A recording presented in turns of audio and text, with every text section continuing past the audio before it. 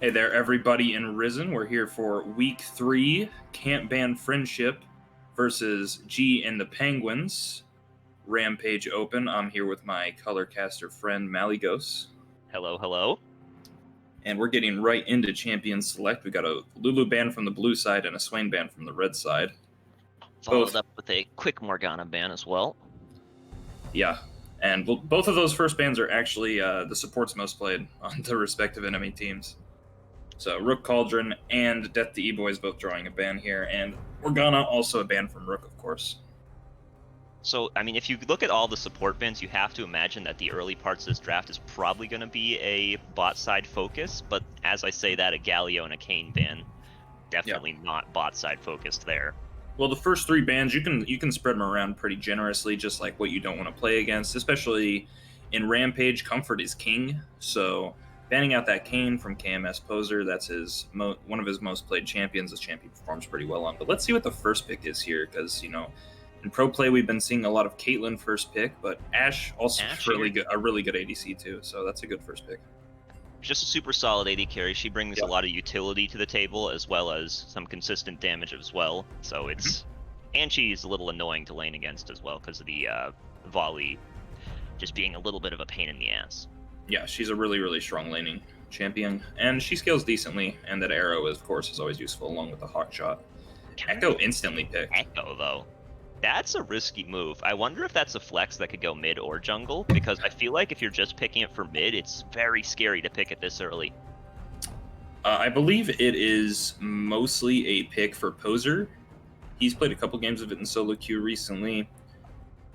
And if you look at Sleipnir, he doesn't really look like he has Echo games.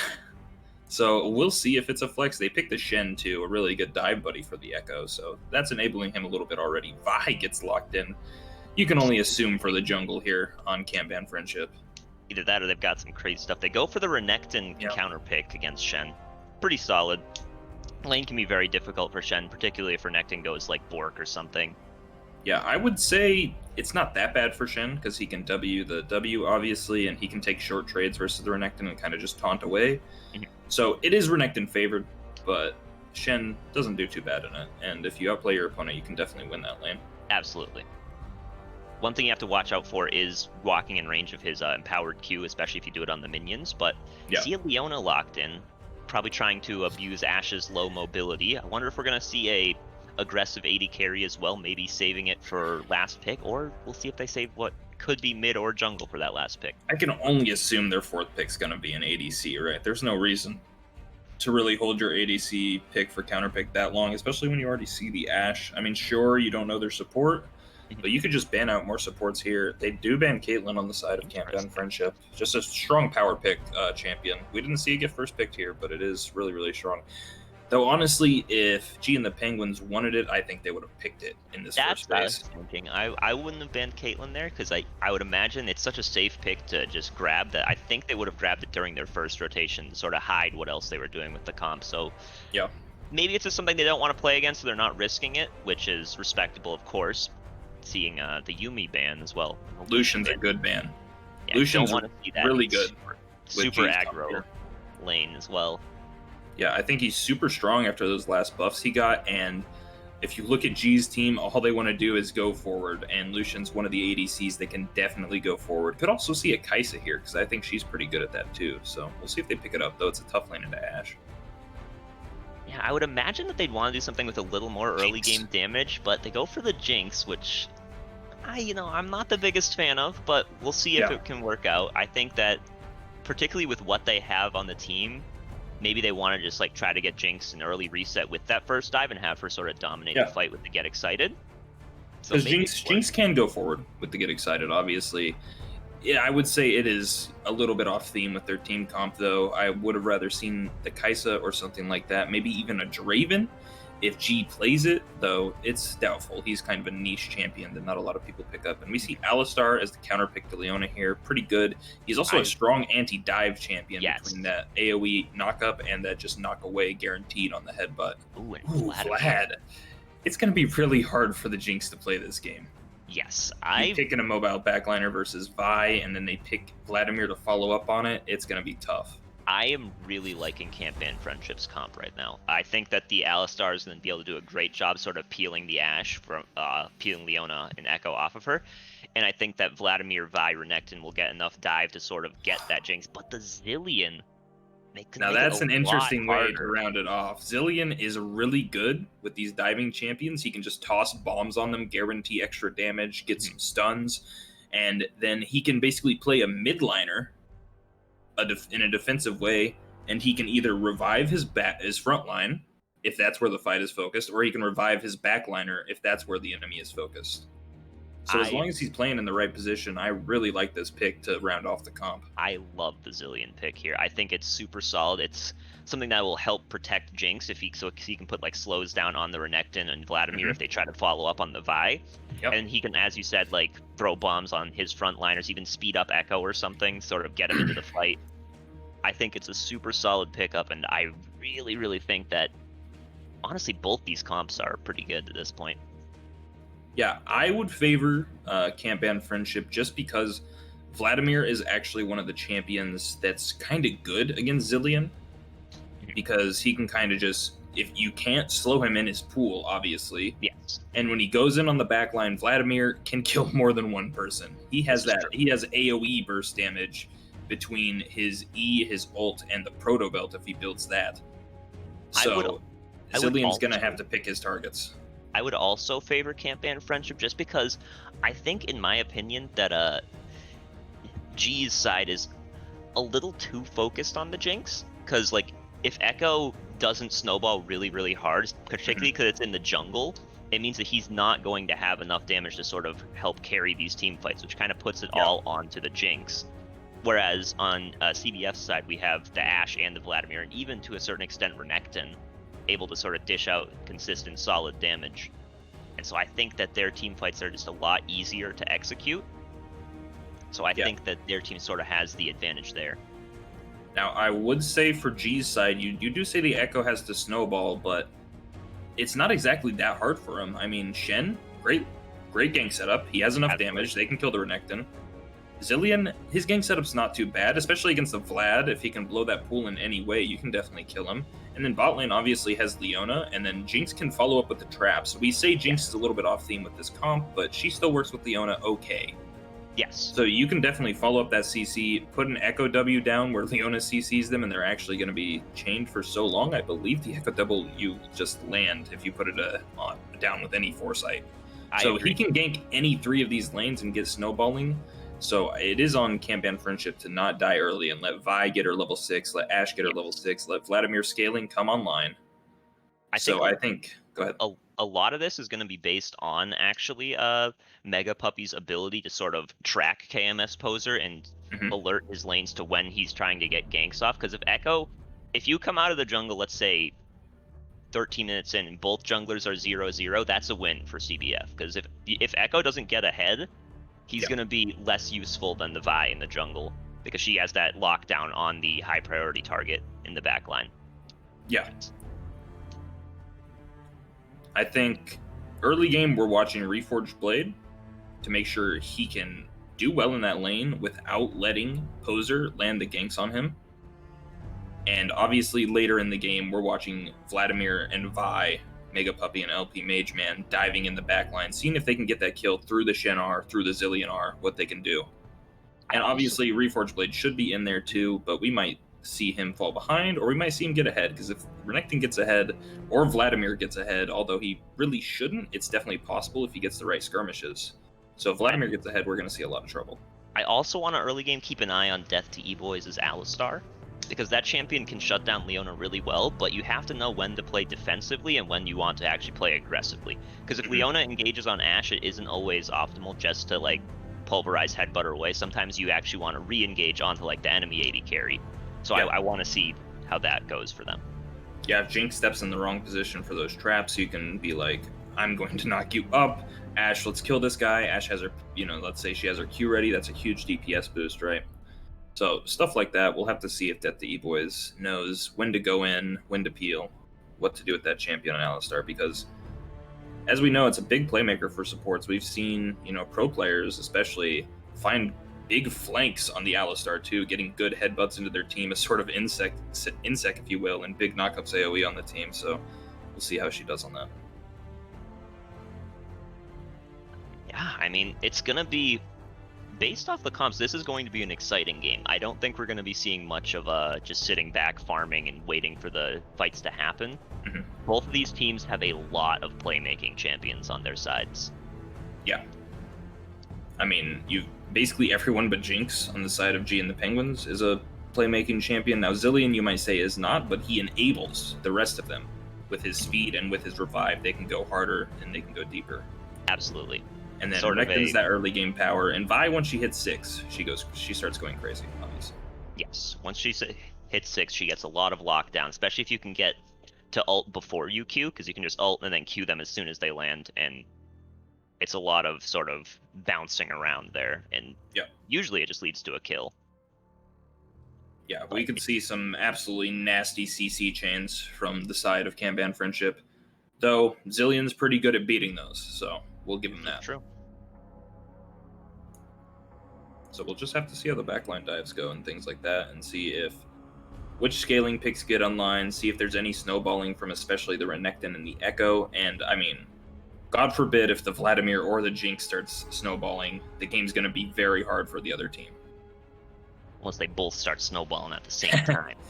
Then it probably goes to Jinx, because she has the protection of that Zilean and that Shen. Yeah, that means that you should definitely, if you are on the side of CBF, if your bot lane starts to sort of get behind, I want to see Mega Puppy and LP Mageman sort of 4-man to make sure that the snowball doesn't keep going. Yeah. That can be scary, though, because, I mean, Sleipnir on this Zilean is going to have wave clear priority over LP Mageman for most of the game. He's going to be way better at clearing those waves. So he's going to be able to move to those plays first, and then obviously Russian Hobo on Shen. He has Stand United, so he can say, oh, you want a 4v2, it's a 4v3 at the least, and if Sleipnir can get the first move on that, either LP Mage is going to be matching him in that 4v4, or he's going to have to give up CS mid to go for the roam. Or find a very good backtimer versus him. Yep. Now, as we're getting into game, we're going to take a really quick break. So, sit right there. We'll be right back.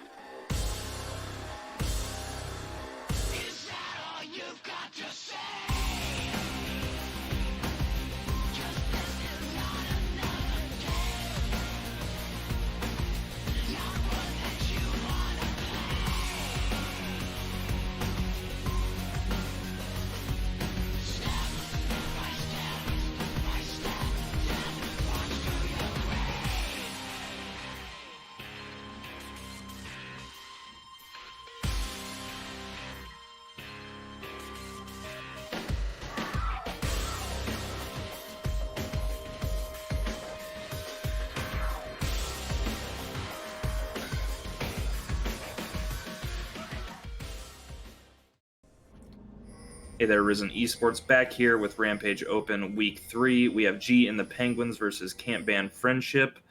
Should be a pretty action-packed game here with a lot of diving. Here with my color caster, Maligos. I'm still here. Incredible. We see a stack here in the bush from Kanban Friendship, so maybe they're expecting an invade, though I don't really think either team's level 1 is incredible. I would give favor to Penguins, though.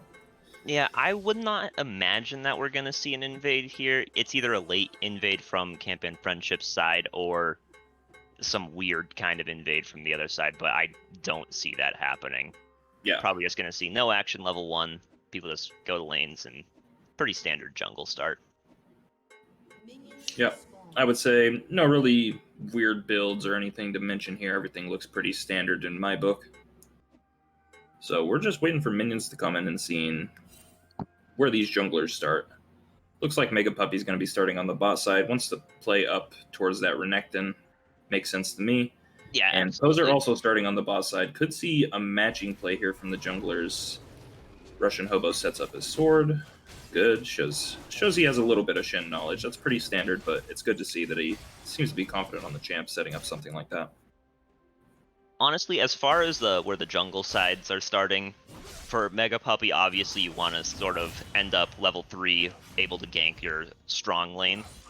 But for Poser, in this case, you honestly just take the bot side leash because Leona leashes are great. Sort of helps you be a little healthier and makes it so you can contest the crab easier and more healthy. What's interesting is Poser's already popped both of his refillable potions. And he's not really that healthy. He's having a rough time. Maybe not very clean kiting of the camps, if I had to guess. Though he should still be fine to clear. And Vi, obviously, a fairly classic jungler for me. Pretty healthy clear, decently fast, but yeah, not anything spectacular. And what's interesting is she's going buff Gromp, so it looks like she's definitely going for some kind of an early play. I would imagine she's probably going to go top right now and go for a gank. See an on-the-way ping. Looks like Russian Hobo is warded. He's very good to be aware of that because he's going to be able to get out otherwise, which could have been a pretty rough situation. He's still going in. The Renekton is here. He should have the W up soon, but he can't really get in range. Takes actually a bad trade tanking all that minion aggro. Mega Puppy clears the ward, starting with that sweeper. Pretty smart. Doesn't really need the vision, especially since they were bush stacking like they were. And Echo's just going for the power clear, as you can kind of expect in this jungle matchup. He's kind of going for the power clear. He also went buff Gromp buff. Yeah. But maybe scared. Oh, stop the recalls. That was what you talked about. Right there, the top lane. Shen did right what you talked about. WD empowered W from Renekton. Yeah, that's just pretty much an automatic one trade for Shen if he can manage that. Look at this in the bush. Poser coming in. Oh, Renekton could be in trouble here if they land the taunt. Ooh, misses, but he's still going in on him. Lands the E and the Q. Renekton just double dashes away, slice and dice. He's out of there, but he has to use his flash. So we could easily see a return gank from Poser. That taunt into that parallel convergence, pretty easy kill if they can land it. Yeah. But the flash being down is really bad for Renekton in that lane, because it makes it so he has to be a lot more careful with how aggressive he plays, and that's not what you want when you're playing a lane that's supposed to be favored for you. It makes tempo for sure. Makes Hobo's job so much harder, or so much easier rather, sorry. Poser walks through lane, Zilean gives him a little present. Yeah, that's pretty much just a fake gank. His bot lane's like, hey, crab is up, you can come get this. And he's like, maybe Vlad walks into my W and doesn't pool it. So I'll just put some pressure on your lane for you, Sleipnir, because I'm going to the crab anyways. Absolutely. Pretty standard stuff all around. Yeah. Nothing too crazy going on. Only thing to note is, look at the farm differential mid already. Yeah. Oh. Mageman is, despite the fact that it's 0-0 in kills, he is already like nearly 200 gold up on this Zilean. Oof, really good trade for the Renekton here. I doubt he kills him, but he's going to keep going under the turret, maybe. No. We could see a dive once his cooldowns come back up, though. The Russian Hobo has to be careful here. Yeah. But with the potion running, he's pretty safe. Gets that health back. Reforged Blade, not much he can do without Flash there. If he had Flash there, you have to imagine he might have kept going for that. Yeah. Really, really good for Reforged Blade there, though, is just that he gets the wave into the turret. He's not stuck on the Shen side of the lane now. It's going to start coming to him. He's flashless, so he can't really afford to be there because he will die to a gank. Absolutely. And we can see a similar situation for Camp Band Friendship here. The lane is all the way over on G and the Penguin side, so we could see some danger if Poser decides to come down there, but it does earn them the Drake, all that prio that Alistar has. Absolutely. And another thing I like this. Mega Puppy just coming in to break the freeze. So let's see. Ooh, a cannon minion is missed there, despite the relic shield being up. A little bit unfortunate, but not the end of the world. Yep, they fixed the wave. That's all Mega Puppy wanted to do. They get the Dragon 2. Mountain Drake, arguably the best one individually. We see Shen taunting in, and I have to question Reforged Blade there a little bit. Was his Q not up? Because he was in the middle of a giant wave with an empowered Q ready. That's a huge heal and chunk of damage, but he just backs off the trade instantly. I think he's been using it more or less whenever he gets the chance at this health, so I think the reason Hobo went in, I think it was down. Yeah, it could very well be it. We didn't see the whole trade, obviously. And LP Mageman continuing to do pretty well in this lane, though Slipnir has closed the gap a little bit. Both of them still haven't TP back to lane, just sitting on their starting items, so we'll have to see how they spike once they go back that first time. Now, is there any sort of, like, unusual build you'd like to see from any of these players this game, in particular?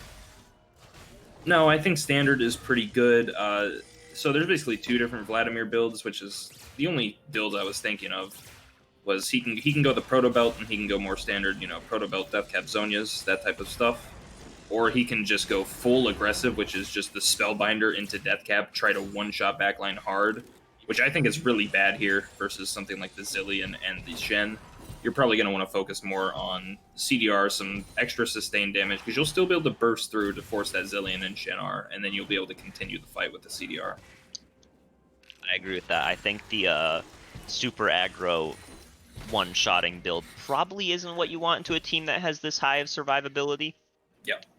Particularly not when you have fellow divers that can, like, sort of get in there and fight with you. It makes it so your sustained damage is better, especially if you're fighting alongside a Renekton.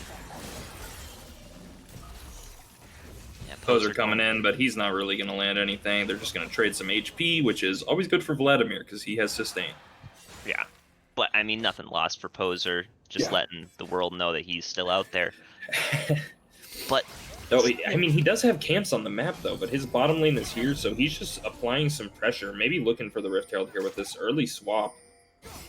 G and the Penguin is playing pretty aggressive towards this Rift Herald here, though. There's 5 people from Camp Band Friendship here, and KMS Poser is going in. He's going to get collapsed on by the Renekton. Shen ult comes in, Stand United. He ults to get a little bit closer. They follow up on the taunt with the Vi, and they should finish her off. Yeah. First blood to G and the Penguin, specifically to Poser, that champ we said should try to snowball. And first blood 400 gold could be a good path to that. Plus Rift Herald, that's some plates for him, just about to say, too, that Vi was getting to level 6. Yep. And that it was 0-0 all around, but as I'm saying that... Yeah, Death to E-Boys goes in. She goes for the Flash Pulverize, but Slipnir just presses the E and zooms on out of there. Pretty ambitious play. We see Shen running up on LP Mageman. Ooh, misses the taunt just barely. Not going to get any follow-up here, and if they do, he's just going to pull away. Yeah, pretty decent sidestep, actually. I think that was less of a miss from Russian Hobo and more of a dodge from LP Mageman. He sort of moved like he was just going to keep running, then sidestepped back. Yeah, he really stood his ground there. That was a pretty decent way to dodge the Shen taunt. Although, either way, I don't think they kill him, so... But good to see he's got his fingers online. The Echo, after that first blood, he's got his Runic Echoes now. Yeah, that's a super nasty spike. He is very, very strong. And Vi's going Cinder Hulk, so it looks like she is... Misses... That is a miss taunt right there. Yes. Fails to W the Renekton W, and takes a bad trade because of it, but he's just kind of farming up here. I'm sure he's not too hurt about that. We see the Leona and the Jinx have level 6 here on the boss side, and the waves on their side. It's really hard for Beanstalker to walk up. He doesn't even have cleanse if he tries to get CC chain, so... Although Poser is on the top side, we can see the Runic Echo damage coming out, but Parallel Convergence doesn't land for that stun, so there's not going to be any kill confirmed here. And so this is something you need to look at. Pretty much the entire side of Camp Band Friendship has had these losing matchups, except for the Renekton topside, which is favorite, and he's actually down in farm. Yeah. Which is not what you want to see. And now Echo is sort of just running around the map, kind of taking out. But Ash Arrow coming in, but it's going to whiff a little wide from Beanstalker 7. He blows the pool to dodge the bombs, and they're just going to disengage this fight. I really have to question Poser. Look at his jungle. Every single camp except for Red Buff is up, and he just keeps going for these ganks on champs he can't really realistically kill. Yeah, he's going for ganks where the only way he's going to get the kill is if they extremely fuck up. But it's possible that he was going for the gank mid just to apply pressure to pop this Herald to get for the Herald and for the Dragon. What's interesting is Zilean actually didn't get any of the local gold from those plates, so Poser just got effectively a kill's worth of gifts. Oh, he goes in, but he doesn't go in on the stun target. He goes in on the Alistar instead. Half health. He gets chunked out. He can't ult back over the wall. He's still stuck there with the Vlad and the Vi. He has to flash out. So LP Mageman flashes over and they swap sides of the wall. Mega Puppy goes down. Vlad ult coming in. Renekton is in the middle of the team. Shin is going to fall here along with KMS Poser. That's 3 kills and an Infernal Drake for the side of Can't Ban Friendship. You have to question Poser's target selection there. You have the Vi stunned. You know if you jump on her, Zilean can double bomb her. Jinx is presumably telling you, hey, I ulted from bot lane. You pop all that on her, she's not going to get any damage off any time to do anything. Whereas if you go on the Alistar, he presses Q, he's got Aftershock up, and I mean, look at his health. He's not even like close to dead as far as... he Qs, he headbutts, he's even level 6, so it's really hard to kill that Alistar. Really poor target selection, though. I'm not sure if they would have won the fight anyways. Would have been close. It would have been a relevant difference, but I think the Renekton coming in with ult and that Bilgewater Cutlass is just much stronger than the component, the component Shen and the Zilean, who hadn't even finished his Rod of Ages yet. It was effectively, can Echo kill everybody, because he's the strong person on the map right now for the side of G and the Penguins. Yeah, I would question G and the Penguins not only for target selection on Poser, but to go for that fight in the first place. Yeah. Because Hobo didn't have his ult ready. He wasn't ready to ult either. It wasn't on cooldown, or he just wasn't ready for it. His wave was in a bad position. He didn't want to. And that Shen is the crux of any team play with him on it, right? They need to wait for him. Although he's fighting here with Death to E-Boys, he should be able to just run it out. He might get stunned here. Let's see if Renekton can close the gap. Doesn't seem like it. Look at the minimap bot. Ashe is about to get dove. If she doesn't react, she's dead. Here comes Echo landing the combo here. Leona ult comes in. She flashes it, but she should still die. Leona gets the Shen ult on her. She's going to die to the turret, though. Oh, Jinx heal comes in. Just barely saves her. And that should be the full turret here for G and the Penguins. That Jinx doesn't have any kills, but she's getting rolling. 100 CS, some turret plates, the turret gold here. Pretty strong for G Penguino. And 3 assists on top of it. It's like she's been a part of all of their kills. Whether it be from the ults from downtown or just the sort of the bot lane like focus. Yeah, but I mean, G and the Penguins take that bad fight, like we said, but they're fulfilling the win conditions we set out in Champions Select. Echo, snowballing, yes. Jinx, carrying, late game, yes. She's quickly heading towards that with the Shen and the Zilean to back her up. And then Echo can be that bridge to get her there. And Echo is no slouch in the late game. He's a little worse from the jungle because he can't quite do the perfect, Proto Belt Lichbane Deathcap build. But he's still really, really strong once he gets that ult on a lower cooldown and he can just dive in freely. But on the other side, you've got the team that has got a, I would say, stronger late game comp. Mm-hmm. They've got both the dragons thus far. Big flash end here, and Slickner can't even get his ult off. He just gets CC chained, and that's another kill for LP Mageman, which, like we said, is a key component for Can't Ban Friendship, and he is getting ahead like Vladimir usually can't or shouldn't. So it's going to be tough to deal with him. We'll have to see if they can play around G Penguino and get him the kills. Vi walking into the Tribush here, blind face check. She ults the Jinx, but basically doesn't do any damage, and G Penguino gets a free kill. He's excited. He's running after this Renekton. Shen's chasing him down. He's hitting the auto attacks. Taunt is not off cooldown. Yeah. G Penguino's a little bit scared to get one shot by the Renekton here. And Russian Hobo, why'd you take that kill? Jinx is your win condition. You should just be giving her all the gold. Give her all this wave. You should give her the kill. It's not a big deal to take that kill, but it is a bad play, I would say. I agree with that. I think in that scenario, Reforged Blade walked back so that Death to E-Boys would get out of there and didn't have a chance of dying. And in that case, you have to understand, okay, he's dead no matter what happens. Give the kill to the carry. I think that you could have given it to Jinx or Echo, get Echo further ahead, but Echo wasn't close, so just giving it to Jinx, probably the right maneuver there. But no big deal. Getting a kill on Shen isn't terrible. He'll get tankier. Yeah. Which, in the team fights, is still very helpful. Another Herald mid. They're going to try to finish off what they started with Herald earlier and take down this turret. Pushing in the wave. That won't quite kill the turret, but they should be able to just walk in here. Echo can slap it a couple times and it falls. Probably escort it, try to get a second hit off. Vi probably will come in and smite it. Oh. Oh. Whoa, Vi is going in to finish off the Rift Herald, but she's about to get CC chained here. Ash Arrow comes in. Vlad dies before he can pull.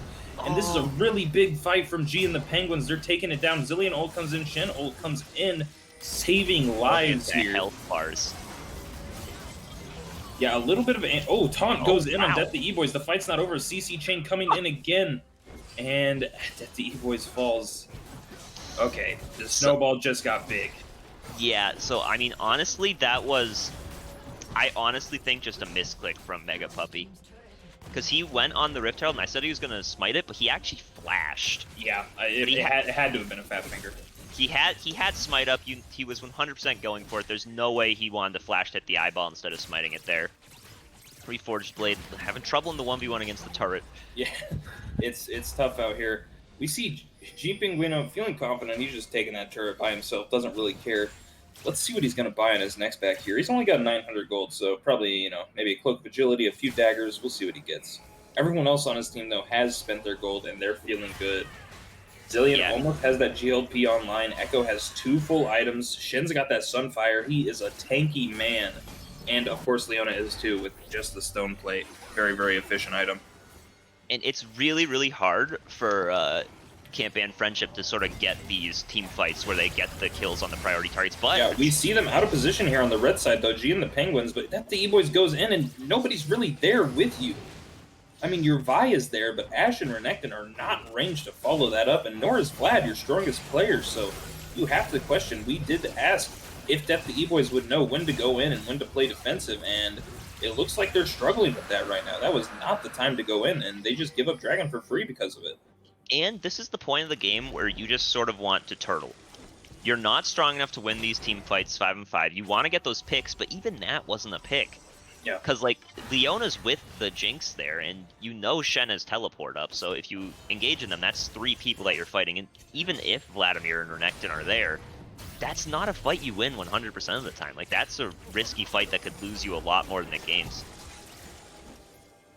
Yep. Right now, the path to victory for Camp and Friendship is you gotta farm up, get your Ashe some more items, get Vladimir to his Rabadons, and then you need to land a big Vladimir ult on like 4 or 5 people. But oh, Shin with a flash taunt wins it pretty cleanly. Trying to turn on the Echo here, but he's just going to ult away. Going back in with the parallel convergence. He might be going too early, but the Zilean comes in and ults him. He can just run him down freely, though. He runs away with the Zilean ult on him, and Renekton's going to keep running, but he's just going to fall here. Lands another taunt. Although G Pinguino getting collapsed on quick Shin ult, but he's going to fall anyway. Shut down for the Vladimir. That's 450 gold. That is a super, super big play by Reforged Blade. He brought so much pressure there and burned Zilean's flash and ult, which made it so that the Jinx was walking up there, rotating, trying to get the fight, the rest of his team in position to sort of capitalize on it. Yep. And get the shutdown. Good stoning from Reforged Blade and a little bit of a misstep from G Pinguino, getting a little bit too confident, maybe trying to rotate to that play in a greedy way, so he gets caught out and dies. That's exactly the kind of stuff you want if you're a Camp Ban Friendship fan. You need more plays like that. Vladimir on his second needlessly large rod. He's sitting on 775 gold as well, so he is very close to his Rabadon's power spike. Yeah, just a couple more waves and maybe a jungle camp, and he's going to have that death cap online. That is huge for Vladimir because you read his passive, it gives him HP too when he gets huge sums of AP like that, or HP too. So he's going to be pretty tanky in those fights along with that lifesteal, that vamp, and there's no healing reduction on the side of G and the Penguins. Jinx can't really afford it yet, and I highly doubt Vladimir's really going to be auto-attacking Shen. Yeah, so he has to land that taunt on him.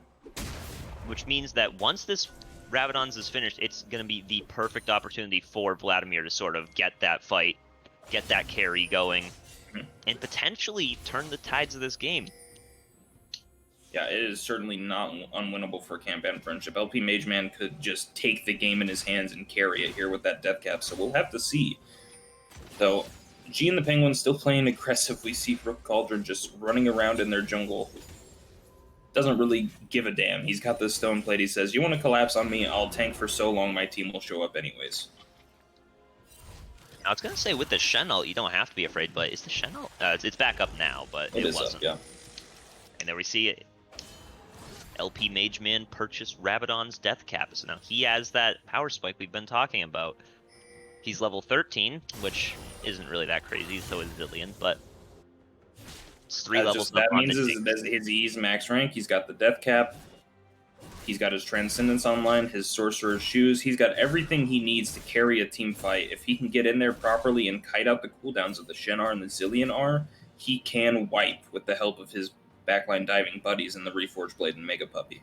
And we saw in that top lane fight, Reforged Blade does a lot of damage. He nearly one-shot that Echo before he had time to ult. So it's very scary if you're on the side of G and the Penguins. One bad team fight and this could go horribly wrong. I don't think you win this Reforged Blade. That Shen's got a lot of armor, and you don't have your Black Cleaver online. He's going in for more trading, although he turns around with the ultimate health, and he's going to auto-attack him. Shen has no W, no taunt. He's going to get taken down here by Reforged Blade. See, Reforged Blade doesn't win that because he didn't have any cooldowns, but Russian Hobo goes in after he does. Echo going in here. Smiteson slows him down. Should be able to just auto him down here, get another E up, and finish him. Yep, there you go. Yeah, took a little. BM lets the second party Q finish him. But he got him. It's a 1-for-1. But in that case, I mean, you take that if you're a Camp-Ban Friendship fan, because it was a shutdown that Reforged Blade got onto the Russian Hobo, and it's just more stalling. Lets Vladimir get even more items. Why not? It's not like he's going to get worse with more items. Vladimir's up here on the top side. He's just farming up still, farming away. LP Mage Man getting stronger and stronger. Let's see what he gets on this back here. Only 700 gold, so not too much to purchase. Maybe if he really wants to spike, he goes for a blue pot, but he goes for a Null Magic, maybe a Banshee's Veil or a Spirit Visage if he's really feeling like he wants to tank, but I'd have to guess it's a Banshees versus that Echo and that Zilean and the Leona engage, so pretty decent purchase. I think Banshees is a really good situational item here. And something to note that's a little unlucky for G and the Penguins is this is a Cloud Soul game, which is pretty good on a few of the Camp-Ban Friendship side, but for them it's only okay in a couple. But as I'm saying, the Ash Arrow comes in. They're all going in on G Pinguino. Is he gonna drop? Zilean's not in range to give him the ult. Big parallel convergence from Poser. He ults out. There's a lot of damage coming through here on the blue side, though. Vlad is there, full health. LP Mage Man still fighting, flashes in. The Zilean ult comes in. Shen ult comes in, but the Zilean's not going to do anything. You're still in the middle of the enemy team, though. Slipner's in the middle of everyone with the bombs playing to combat Zilean. LP Mage Man's still going. He gets the empowered Q. Sleipnir just barely gets away, but the phase rush to speed, he should be able to finish him off out of the Zonias here. Yep, he does. And Russian Hobo has no chance to win this. Empowered Q's coming up. Oh, he doesn't land it. He actually wore at a time. No, he auto-attacks instead, so he loses the gap-closing capabilities with the move speed on that Q. He's going to take mid-turret here, and that's a winning fight for Camp-Ban Friendship. A good engage with the Ash Arrow. Zilean could not ult his carry in G Pinguino, and Vladimir gets even stronger. He's sitting on 2,600 gold now. That's an easy Banshees. That's an easy... Oh, he goes Spirit Visage. Looks like he is going to Visage. Jinx has picked up healing reduction. They've respected the Vladimir at this point. I think it's... I would have liked to see it a little bit earlier, but I'm happy that it picked up before it's like he's unkillable. Yeah, in my book, building Visage on Vladimir is a sin. Really? I don't think you do that on that champion anymore. You just need damage. Your damage gives you tankiness. It gives you healing, it gives you health. And Banshees gives you the MR anyways. I would just 100% of the time build that, but the red team's going for the dragon here. Let's see if he can get this mic confirmed, but we're going for a fight first. There's a fight over the dragon. Echo ults out, but everyone on the backline. Slipnir goes down without even... Or, I'm sorry. The red side goes down without even really needing anything from the side of G and the Penguins, and they're wiping everybody. Jinx is getting excited. She doesn't even need to get the rockets out, and they just wipe them clean. Ace I'm not sure if they can go for Baron. Their front line's pretty squishy here. It'd be a little dangerous. I They can think they just can juggle the mid. aggro between the three of them if they wanted to. I think they could. We'll have to see how confident they're feeling. They might just run it down mid here and try to take that inhib. I think going for the inhib is fine here, because I think you can get the inhib turret at least without really any danger. Because it's just Mega Puppy and Beanstalker up. They're not strong enough to kill the... But they're actually just going to back off, play a little safer. They're scared of that Ashe engage with the arrow, though. She doesn't have it off cooldown, maybe not tracking it perfectly. It is a little bit of a hard thing to do in the chaos of fights like that. I even got myself a little lost there. Trying to focus on two different spots on that Cloud Drake. Echo is fighting over to try to get it. And then on the other side, there was this diving going on near that ramp next to blue buff. That fight was entirely carried by the Russian Hobo. He did a fantastic job stopping them from actually getting their divers into the backline. Yeah. Vi was charging her Q, he taunted her out of it. That the E-Boys goes in on the Russian Hobo, but he has the blast plan here. He should be able to get out. Parallel convergence should dissuade any chasing, and they're just going to back off. Oh, but... So this... Whoa, LP Mageman going in. He forces the Echo ult out, and that's it. Just a chrono break. Pretty short cooldown. And before we got into that fight, Meligos, I did want to make a point. You said the Cloud Soul's not very good on G and the Penguins, and I agree. Cloud Soul isn't excellent. It's not that good on really any of them, but Cloud Drakes are incredible. Brazilian and Echo in particular. Yeah, and Shen. And Shen, that's fair. But no one wants to play against a 4 Cloud Soul or Cloud Drake Zillion where he ults the Jinx 2 times in the same team fight. Yeah, four Cloud Zillion and Echo, they're just basically unkillable with all that healing and all that revives they're gonna get. Although Reforged Blade and Russian Hobo are fighting here. Russian Hobo has that Titanic finish. He does so much damage. Oh my god. That was less of a fight and more of a beatdown on the side of Russian Hobo. Reforged Blade, thinking twice, deciding maybe I shouldn't fight the Shen. He's a little scary. Yeah. But, I mean, him getting chunked like that lets them start going for Baron. Yep. Russian Hobo's got the Stand United ready. He's ready to join his team whenever they need. And we might, I would suspect we see a turn here with Leona. Poster taking a ton of damage. A big stun coming out here. Leona goes in, but whiffs the ult. Vi's going in the backline. Let's see what can happen here. Echo gets the Zillion ult, and he ults himself. A bit of miscommunication there. LP Mageman is in the back. He takes down G Pinguino. We see Beanstalker getting smacked down by the Russian Hobo, but LP Mageman still in the backline. He finishes off Rook Cauldron. Double kill for him. Echo's backing in the bush right there, very low. We see Russian Hobo running away. Can they close the gap on him? LP Mageman not close enough, so Reforged Blade doesn't commit. That was a very awkward team fight for Zillion because Vi went in on the Echo, so he chose to ult Echo because Echo was starting to die. Yeah. But G was really low, and so Vi just ulted Echo and then turned and started hitting Jinx. Yeah, that's what you have to do against the Zillion, is you have to split your threat. You have to make it seem as if you could kill like any of the backliners. You could be killing Zillion, you could be killing Jinx, or you could be killing Echo, right? Mm-hmm. And if you split that focus, then Zillion's gonna slip up eventually on that ult. Also, I do want to call something into question. Mega Puppy, why are you building Triforce, man? You're 0-7. Just go tank. I gotta be honest with you. Yeah, wait for the spike though. Yeah, he will be spiking. Yeah, I would rather 30-minute Triforce, not a fan. I would rather see him building just tank at this point. If you wanted to play sort of that aggressive style deal damage, honestly, I think it's just better getting a warrior. Yeah, I mean, Cinderhulk Trinity is fine. It's similar to Hecarim, but when you're this behind, it's just like by the time you finish Triforce, it's just not that much damage. Yeah, it's the kind of thing where it's not great when you're behind. So Cinderhulk is a great item for when you're even or behind on Vi, but if you're gonna go Cinderhulk, it's because you're even or behind, and then at that point you shouldn't really bother with the Triforce. Whereas if you're ahead, you should just pick up Warrior to sort of augment your lead that way. I personally don't like Triforce on Vi at all, but Russian Hobo, you can smack down Reforged Blade, but LP Mageman has that healing. You cannot match this guy. He has too much health. You can't take him down, and he's gonna just sustain up. Also, I don't know if you saw, but LP Mageman got a little icon above his head there. Gathering Storm past the 30-minute mark, stacking with that death cap. He is getting a lot of AP as the game goes on. Ash Arrow getting dropped on Sleipnir. Let's see if they can get the CC chain. They don't. Zilean ult comes out, but let's see if they can just kill him right out of it. Leona and G Penguino are here to back him up, and they're fine. Though, Reforged Blade is going in on Poser. Let's see. He should just be able to run out with the Echo passive. Walks right into the Parallel Convergence. Using a lot of cooldowns before this dragon even comes up, but I would say the Zilean ult's really key. Let's see, he's level 16, he has 2 Cloud Drakes. Maybe they can just go back in with it. They have Shen ult up, but they're just going to give it up. They don't have any vision. They can't recontest that. You don't know. Vladimir could be in a bush, and if he gets a good flash engage on you, it's... The team fight's lost, Baron is lost, and you lose the dragon on top of it. So just kind of have to cut your losses there.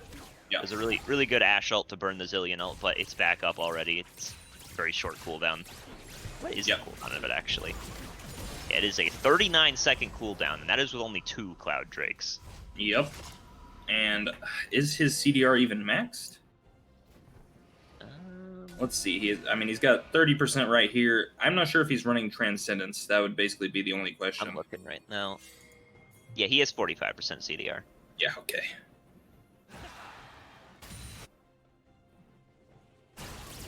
This is getting a little awkward because, like, you saw just by walking at them how much threat LP Mage Man was just putting out, especially when he has flash up. One good flash and it's just Vladimir time. But on the other hand, see a total wipe. On the other hand, you have to be aware this Echo. He's got 3.5 items, double pen, and there's not that much magic resist on the side of Can't Ban Friendship. The only you got Earth Treads on Reforged Blade and like the Spirit Visage, but aside from that, this Echo is going to hurt. Regardless, I do not support the double pen. The Morello is just such a bad item, and you've already got Healing Direction on that AoE ADC of the Jinx. Echo should not really be building for like that Healing Reduction utility. I think he should be building to defend himself, something selfish, a Banshee's Veil, a Zhonya's, or if he really just wants to kill people and hope that Shen and Zilean are enough to keep him alive, just go Death Cap. I will say this, I think the Oblivion Orb and just sitting on it is fine for carry junglers that are AP, but he got it really late. I think if you're going for that, you go early. But and I don't think you can really do it on Echo because his components are so cheap, right? You can just buy Amp Tomes, you can work towards that Protobell, you can work towards that Lich Bane. So it's kind of hard to fit in. And it's the kind of thing where Echo in particular, he spikes.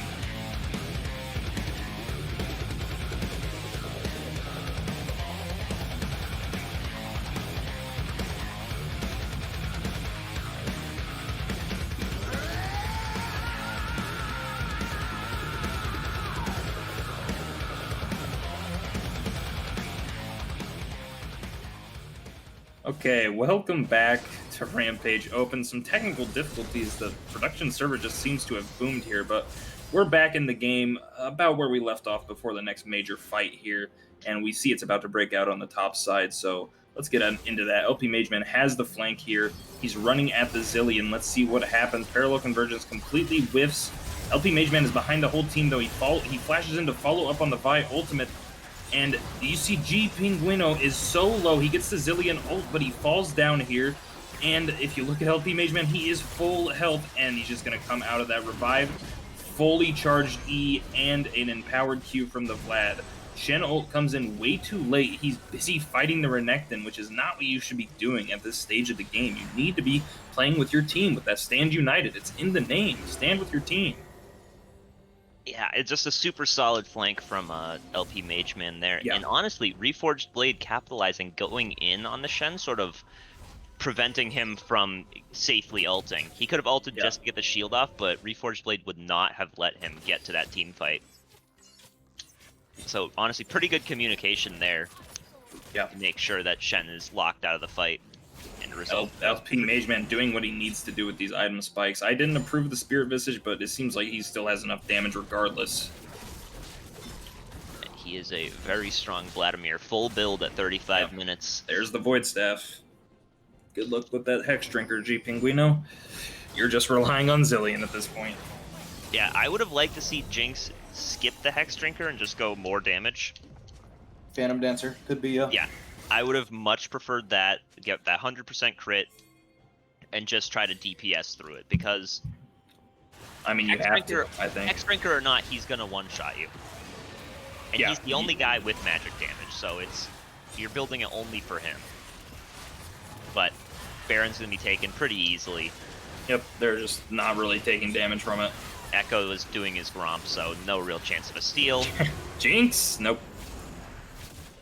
Solid smite from Mega Puppy, waiting a little bit. I always say if you know the enemy jungler isn't there, it's better to smite late than smite early. Because, especially against that kind of a team, Jinx ult isn't going to steal it from 800 health. You can just wait till it gets Blade. I think you probably still lose this, though. He does have the Death Stance, so losing the trade doesn't really matter. He's probably just going to go sustain off the wave. Russian Hobo doesn't overchase there. I was thinking he might just get collapsed on for free. We'll have to see how this next engage goes. LP Mageman has no flash, and they're just starting up the Baron. Can they rush it down? Death to E-Boys with a 3-man pulverize, though. Ash Arrow lands on G Pinguino, threading through everyone. She gets the Zillion ult. Vi goes in. She's stalling the Zillion ult, but they just drop her right after it ends. Poser is alive. He's running away. He finishes off the Ash with a really good redirect on the Q there. Well played to him. And they get the dragon, but it's still a big winning fight from Can't Ban Friendship. Yeah, 4 for 2. Vi is collapsing on him. He gets the parallel conversion, but he just gets stunned up and finished off by LP Mageman. This should be an inhib. I don't think they can end the game here. I don't think they can end the game, but these last 2 fights have just been not even close. Very one-sided. It's hard for G Pinguino to function. And this is what we were talking about way back in Champ Select. These fights are so hard for Jinx just to try to 1v9 in, because she's their primary damage. Even with Echo's big dive, it's Ash. They're going for the end here, though. They're hitting Nexus turrets here. Let's see if they can get anything. They get one of them. They're just going to back off after the one. That's fine. There's no Baron or Dragon on the map, so the reset timers are not that key. So they just take the one turret, make it easier to crack the base if they win a close fight and it's a 3v2 or something. Decent decision. Yeah, looking for any jungle clamps to counter jungle, this is good, and they're going to take the resets. I really like that, because you'd see a lot of teams sort of get ahead of themselves. They kill one Nexus turret really quick. They see, oh, Shen and Zillion are up in 5 seconds. We can take down the second one. Then they overextend and die for it. Yeah. I really like the sort of understanding that, okay, we should just get the one here and back off. Play safe. We've been winning a lot of team fights. We just need to essentially win one more, and we'll take the game off of that. Yep, we'll just have to see what happens here. But the fights are looking very favored for Can't Ban Friendship, especially LP Mageman. Been full build. He's probably got a blue pot to throw on there just for good measure. And Mega Puppy, he's not listening to us, clearly. He's going for GA, which is a defensive item, I guess. But it doesn't have any HP to stack with that Cinder Hulk. You just need to be building tank, man. You just need to be frontlining. But he doesn't care. He says, I will one-shot this Vi one day. Or I will one-shot this Jinx one day. Yeah, Mega Puppy definitely embodying Vi herself, ignoring any sort of like orders. Punch first, ask questions later. Which, I mean, you got. Or no, I believe it's punch punch first, ask questions while punching. While punching, that's right. Yeah, that's what it is. I hate that champ, so I'm surprised I remember that. Does LP Mage Man have a Elixir of Wrath? I can't quite see. He might. He's glowing red. No, he has an Elixir of Iron that's making him glow red. Okay. That's actually a really good purchase. I agree with that. I would rather have the Elixir of Iron than Sorcery on him. Yeah, because the only way these fights go bad I like that. is CC. You get Leona ulted, Zillion stunned, Shen taunted, parallel convergence. You very well can die. Oh, they're just going in on the turret here. Reforged Blade is really, really far in there. He ults and flashes out, though LP Mage Man is here. He drops the Hemo Plague. He is way too tanky. And Sleipnir goes down. The Hexdrinker might have saved her there. Might have been useful, but yeah, Sleipnir goes down first. He's forced to use his ult. And, I mean, LP Mage Man is just tanking the Jinx. But he avoids the traps. He gets taunted up. He's going to drop to the Jinx. That's a shutdown for her. She's getting excited. She's running down this Renekton, but her damage is kind of pitiful, and she gets jumped on, but the Zillion ult's up again. The taunt lands. Reforged Blade goes down to that GA, and you have to think G Penguino is just going to wipe them here. He's getting excited. He gets that attack speed. He gets all that damage, and that's a lot of gold for G Penguino. 2,500 sitting in his inventory.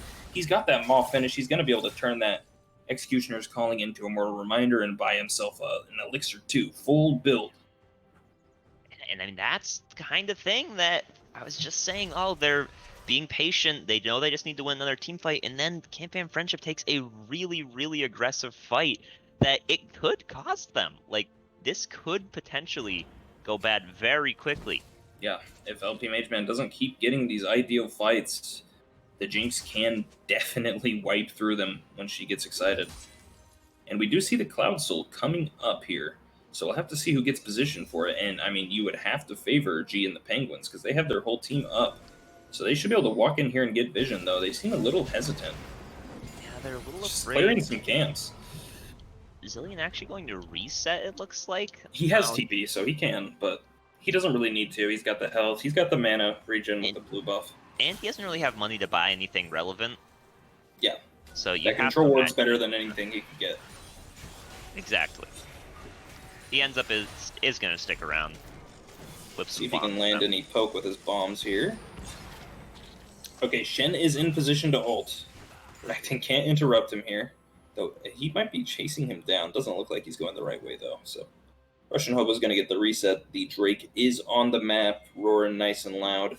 Everyone's hovering, looking for the fight. Reforged Blade's making his way over here. He should be here before any engagement happens. And Russian Hobo's just coming here to group as well. He says, my ult's a little bit iffy, but my W and my taunt can always peel at least a little, so I just want to be here to start the fight. And he is going to answer the mid-wave, though, which is pushing in with some super minions. I think that apologies, actually, no super minions. Is huge, because the biggest trouble we've noticed with the Vladimir is when he gets taunted. Not when he gets, like, Leona CC'd or anything like that. It's although Russian Hobo's too far up. But look what he takes a huge chunk here. But the red team's just finishing the dragon because they sent too many resources to take down Russian Hobo. An accidental stroke of tactical genius, drawing them away in the mid lane there. Although LP Mage Man's running at them, but the traps in the choke not gonna allow him to keep going. And I want to quickly point out, now we have a Zillion ult that is a sub 20-second cooldown and an Echo ult that is also sub 20 seconds. Yeah, what's Leona at? How often can they engage with Leona ult? Leona is at 34.7. Oh, that Jinx is at 32.4. And Shen is at 44.8. Lands on the Vladimir, but he goes in the Zonias. He's full health. He doesn't have Hemo Plague. You have to remember, he pulls out, he runs away, but the Leona E lands on him. They can keep chasing. Their ults are going to come back up. You have to remember. Keep going. Jinx is getting excited. They send Mega Puppy into the GA.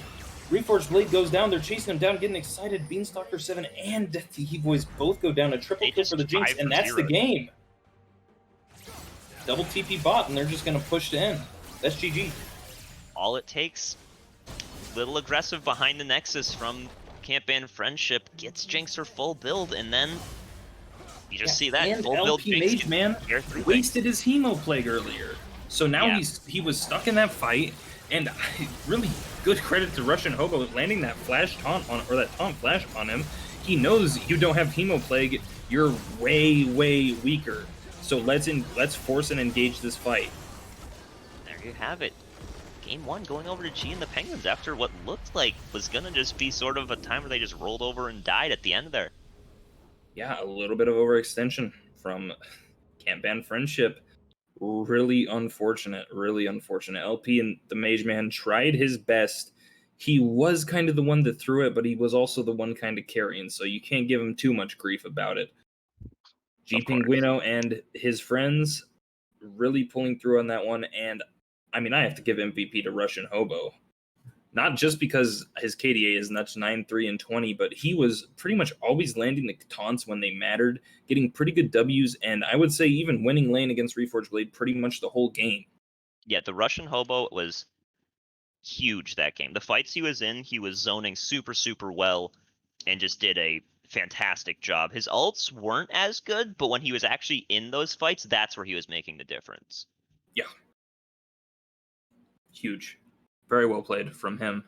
And obviously, G Pinguino, he was right-clicking. He was doing his job. He was putting out the DPS, getting excited, and that's really all you can ask versus a team with that much dive and that much threat. Sleipnir and Russian Hobo doing their best to keep him alive. What an exhausting game, though. Imagine playing that on either side. Yeah, definitely a long one.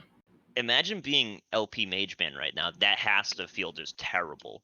You were so close to just carrying that game, putting everyone on your back and just sort of running down mid and winning it for you, and then it just sort of gets ripped away at the last second. Little unfortunate, but we'll see if he can keep his head screwed on. All that good stuff. Well, that does it for that game. We're going to go to break now. Very long one, very exhausting one for everyone involved, I would have to guess, especially with the technical difficulties we had over here, though. It seems everything should be good now, so we will see you on the other side.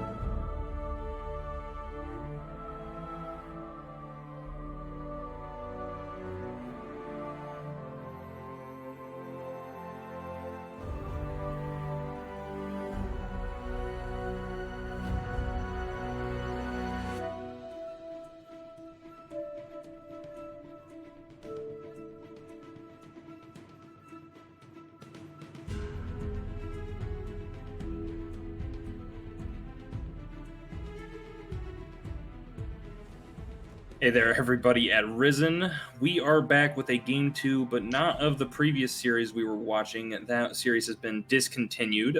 Here we are with Team Sugma on the blue side and Cloud9 on the red side, getting right into draft here, though. I will tell you, Cloud9 won the first game, so 1-0, as you can see there on the overlay, thanks to our wonderful producer, Caddy. And I'm here with my co-caster, Maligos. Let's get right into draft. Still me. We already see the bans going by pretty quickly. Katarina Victor Jinx for Team Sugma and Wallabert Oriana Garen for Team Cloud9, sorry. Yeah. I don't know much about what happened last game, but I know that Cloud9 did have Jinx, so I would imagine that the ban is sort of, they weren't sure how to deal with it. They want to just take it off the table. Cloud9 basically told me Jinx carried last game. They said it was a 40k damage Jinx game, and I got that message. First pick, Nautilus here. I don't know what that means for the draft. That is an aggressive bot lane pretty much automatically, so we'll see what Cloud9 picks here. I know Ricky Rose plays the Morgana. He plays... Oh, no, Ricky Rose is jungling. My apologies. We up Caitlyn, the power pick for Cloud9 right there. You're just going to see Caitlyn Morgana? We could very well just see Caitlyn Morgana. Caitlyn Leona, though. I like the Leona pick a lot in the Nautilus. I think it's super solid. Nautilus engages on you. You just sort of W up, stun him, get your own Aftershock running, and in my opinion, sort of wins the elongated thing. Yeah. And more Ashe coming in. Yep. I mean, Ashe is kind of the standard Caitlyn counter pick. If you're looking at any region, really, she can kind of match the range of the Caitlyn. She's pretty close. She has that lane bully potential with the volley, and of course, the engage with the Enchanted Crystal Arrow. So let's see what they round out their first part here with. Third pick, Set. Okay. Imagining that's probably top lane, but it's entirely possible it could be jungle because they've already shown that. They've already shown. Oh my! Is that allowed? I think so. I really hope they lock this in, but they're probably just hovering it. Yeah, I mean, even if it is, I'm not sure if they're really prepared enough to pick it, but they might be feeling ballsy. It in. They just pick it. This is what I like to see. I'm very excited for this game. Vertex says, my ego is huge. Give me Yone. Well, you're assuming it's going mid. It's entirely possible that they're putting it top lane. Maybe it's like some tech against the Set. Maybe. Well, I'm hoping it's a flex. Secret jungle pick. Yeah, if it's a flex, it's much better. I have no idea what this man can do. What Yone can do? Or what their players can do? What their players can do on Yone. Yeah, we'll have to see. I think he's strong, but not too strong. I'm not really on the Yone as OP train. I do think he's very powerful once he gets those 2 or 3 items. If he can actually, kind of dip in and out with his E, just kind of poking, maybe looking for assassinations if someone makes a mistake. Pretty strong, but some situations he just gets blown up like tissue paper, so we'll have to see. Bans coming out, Fizz and Olaf getting rid of a strong jungler from Team Sugma, along with a snowballing mid laner that probably does pretty well into Yone, if I had to guess. I'm really, really happy to see the Cassio ban from Team Sugma. Yeah. Because Set Nautilus against Cassiopeia is actually just kind of miserable to play. Yeah, unplayable. So it's actually a really good ban. Okay, so they're keeping the Yone flex between mid and top. And I do have to ask, is the Hecarim a flex to top lane? Can they play that top lane? Because that could be another layer to their flexing here. Although they're just looking at Nasus instantly. Probably don't want to send Hecarim top against that. He just gets slowed. And you probably don't want to send Yone top against that, but it looks like they're gonna. Really? I don't know the Yone matchups. Well, I don't think it's a good matchup either for Yone. I imagine that, Nasus can just heal through, but I suppose Yone does have the advantage if he can just E far enough back and then kind of go in for quick trades on Nasus. Then the Wither doesn't really matter because he's going to be so far away. Yeah, but the Kassadin last pick there means the Yone is going to be going top lane most likely, unless we got some weird Hecarim bullshit going on. And I gotta say, team comp-wise, I think I'm a bigger fan of Cloud9's here. Yeah, I favor Cloud9 because Kassadin, Yeah. That champ exists. He's in a free matchup against the Syndra. The enemy jungler's not very much early pressure. Set, his early ganks are okay. His skirmishing is better if they're forced to fight you. He's very strong with his passive and his W, obviously. But actually ganking, unimpressive. Yeah, it's one of the biggest weaknesses of Set jungle. Now, I will note this, suplexing Hecarim and Leona, those are both pretty good targets for him to ult, but the problem is, if this Kassadin reaches that level 16 power spike, even level 11 with a couple items, it's really, really hard for Team Sugma to deal with. Yeah, we could see Kassadin just get blown up in a chain CC, though. He gets hit by a Facebreaker, he gets hit by a Nautilus knockup, he gets hit by an Ash Arrow, really in any order, and then he gets Cinder Stunned and Unleashed Power, and he just dies, right? Mhm. So I will say he has to play the fights carefully, but he still has that pop-off potential, and obviously he is going to be an issue in the side lane, especially with that Hecarim, who is so good on collapsing on split pushers, actually. Really good at helping them, assisting them. But I will say this, Team Sugma, they have a pretty solid early mid-game comp, rather. Yeah. I think that, especially against Yone, who is pretty weak until he gets those like first, second items, they're gonna, in these earlier team fights, sort of be able to control the pace of the game. I want to see good jungle control from them. I want to see early dragons, and I want to see, honestly, a pre-14-minute Rift Herald. I want that to get a couple of plates, maybe just snowball the Syndra so that she can sort of take over the map. I think that's what you need to be looking for if you're Team Sugma. I mean, with the exception of the Nasus, yeah, they're all excellent champions mid game, especially once they hit that level 6. I mean, Ashe Nautilus at level 6, that is a nasty combo. Set with the Showstopper, obviously, and some extra base HP to scale up that Haymaker, and then Syndra with the Unleashed Power. They can just chain CC someone. It doesn't have to be that Kassadin like I was talking about.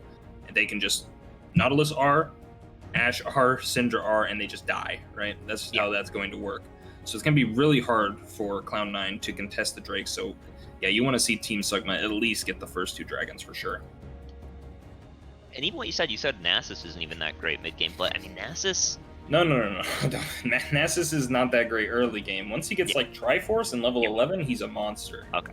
That's what I was going to say. The Triforce power spike that Nasus has, especially if you've been stacking well, that champion can just run through a team fight and just win it by himself. Yeah, and Cloud9 doesn't really have any very good tools to stop him. What is it? Leona, and then Caitlyn traps him and just tries to kite him out with the net, I suppose. Yeah. But they're not excellent at dealing with the Nasus. They're just okay. And I'm going to assume that he's probably going to go Conquer, and he's going to have that Legend Tenacity to kind of run through, and maybe even a pair of Merc Treads. So we'll have to see. That's what you would imagine. I think the Merc Treads, Tenacity, Nasus. I wonder if he's going to go Conqueror, though, because I think there's a pretty good chance. I don't know if they still do this, but I know that Nasus used to go Unsealed Spellbook. Mm-hmm. Yeah, and generally they go like Heal Ghost, Unsealed Spellbook, and just sort of... I'll be honest, I don't know why people go Unsealed Spellbook, but I wonder if he is going to go for that against the Yone, because he doesn't want to... You don't want to let Yone get ahead early, because that is... Yeah. We've been talking about how once he gets those 2 items, he's pretty strong, and you don't want to die to him before he's got those items. Yeah, the Spellbook Nasus, basically the idea behind it was go fast. Spellbook Nimbus, like everyone else is running, but Spellbook and Nimbus have both gotten nerfed, so it's less likely he takes that. I think the Conqueror is fine, though the Spellbook would also be good because it gives him that extra early mid-game power where he really wants to get through the early game and then emphasize his mid-game, right? A lot of people seem to think Nasus is a hyper-scaling champion, but it can be kind of hard to play him once the enemy team actually gets good, consistent DPS online and you're starting to get kited. But mid-game, once you have that huge just stat, range, and like damage buff with the CDR on your Q with the ult, he's really, really scary. One of those champions that, if you're not careful, can just sort of run through your team and just take over a team fight. Or run down a side lane. Could hit both. Yeah, that is something that is one of Nasus' strengths. Got that side lane pressure, and he can run into a team fight and take over. Yeah, so we'll have to see how Team Sugma plays with their pick and their early game strength on the entire bottom side, and we'll have to see if Cloud9 can enable that Kassadin to get to level 11, enable that Yone to get to his 2 items, and also even Caitlyn, pretty much a monster at 2 or 3 items. But we'll find out when we get into game. For now, we're going to go into break and wait for spectator delay.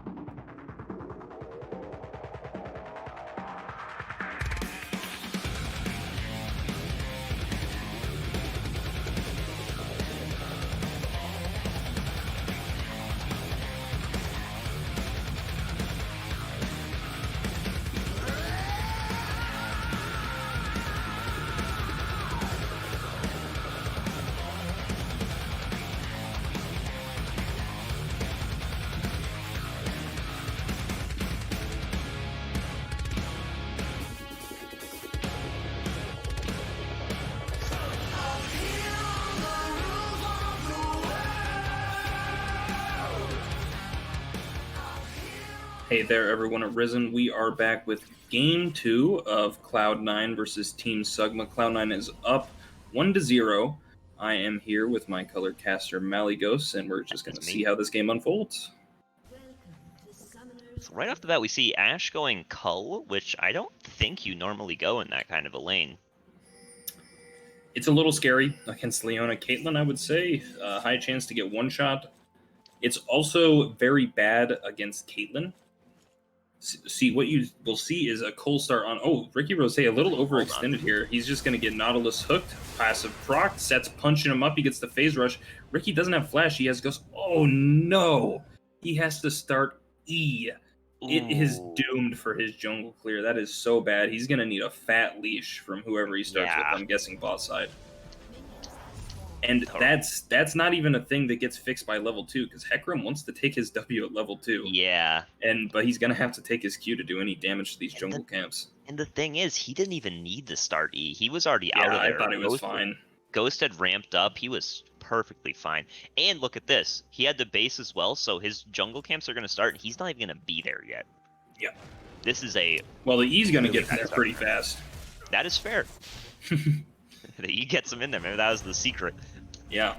The old E to get back to the camp quicker. Meanwhile, Set, he starts the ability he wants. He's already done, but Hecarim is still at 700 health. Set opting to not do the chickens. He values having any health. Yeah, he doesn't have that talisman, so he'll opt out of that one. Hecarim has finished his blue buff by the time Set has made it all the way to the Wolves. Not going to be great for him, but yeah, shouldn't be the end of the world.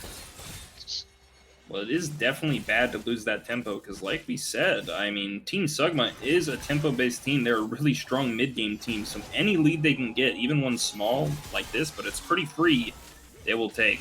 We see Waxstrat's pretty much just winning out the trades by default on this Nasus here. So weak early. Yone's not exactly a powerhouse in the early game, but just that W and that Q is going to be enough for him to win those trades. Mid lane, we can see sort of Caston just kind of queuing every time his Taste of Blood is up, making sure he's staying healthy, trying to dodge out those Syndra Spears. And, I mean, he's got both of his potions, or both of his refillable pots up. Syndra has both of her potions up. Probably not going to be seeing too much action there without jungle help, but as I'm saying that... Yeah, but about this Cole start, it is a thing on Caitlyn, especially because she has the lowest base health of any HP, but we see Waxstrat's going in with his E. He has to go back, Set. Oh. Big mistake from Set there. Maybe a little bit of inexperience on Set, even. You need an enemy on both sides of the Facebreaker to get the stun from it. He did try to. He just didn't walk far enough. He tried to walk back in between the incoming minions, but just a little bit too early on the E, and no stun there. I don't think they would have killed him either way, but it probably would have burned his flash, so... Good chance, yeah. Kind of a... So, this Cole... Yeah, what he was saying. Ashe really loves to... I'm just gonna hope he doesn't die. Oh my god. He's a crazy person. Nautilus hooking in, he lands the passive onto Caitlyn, but he's gonna get chain stunned up. You can't win this fight with the Ashe Cull. So much weaker. It's not the Cole. Nautilus just way overextended faster.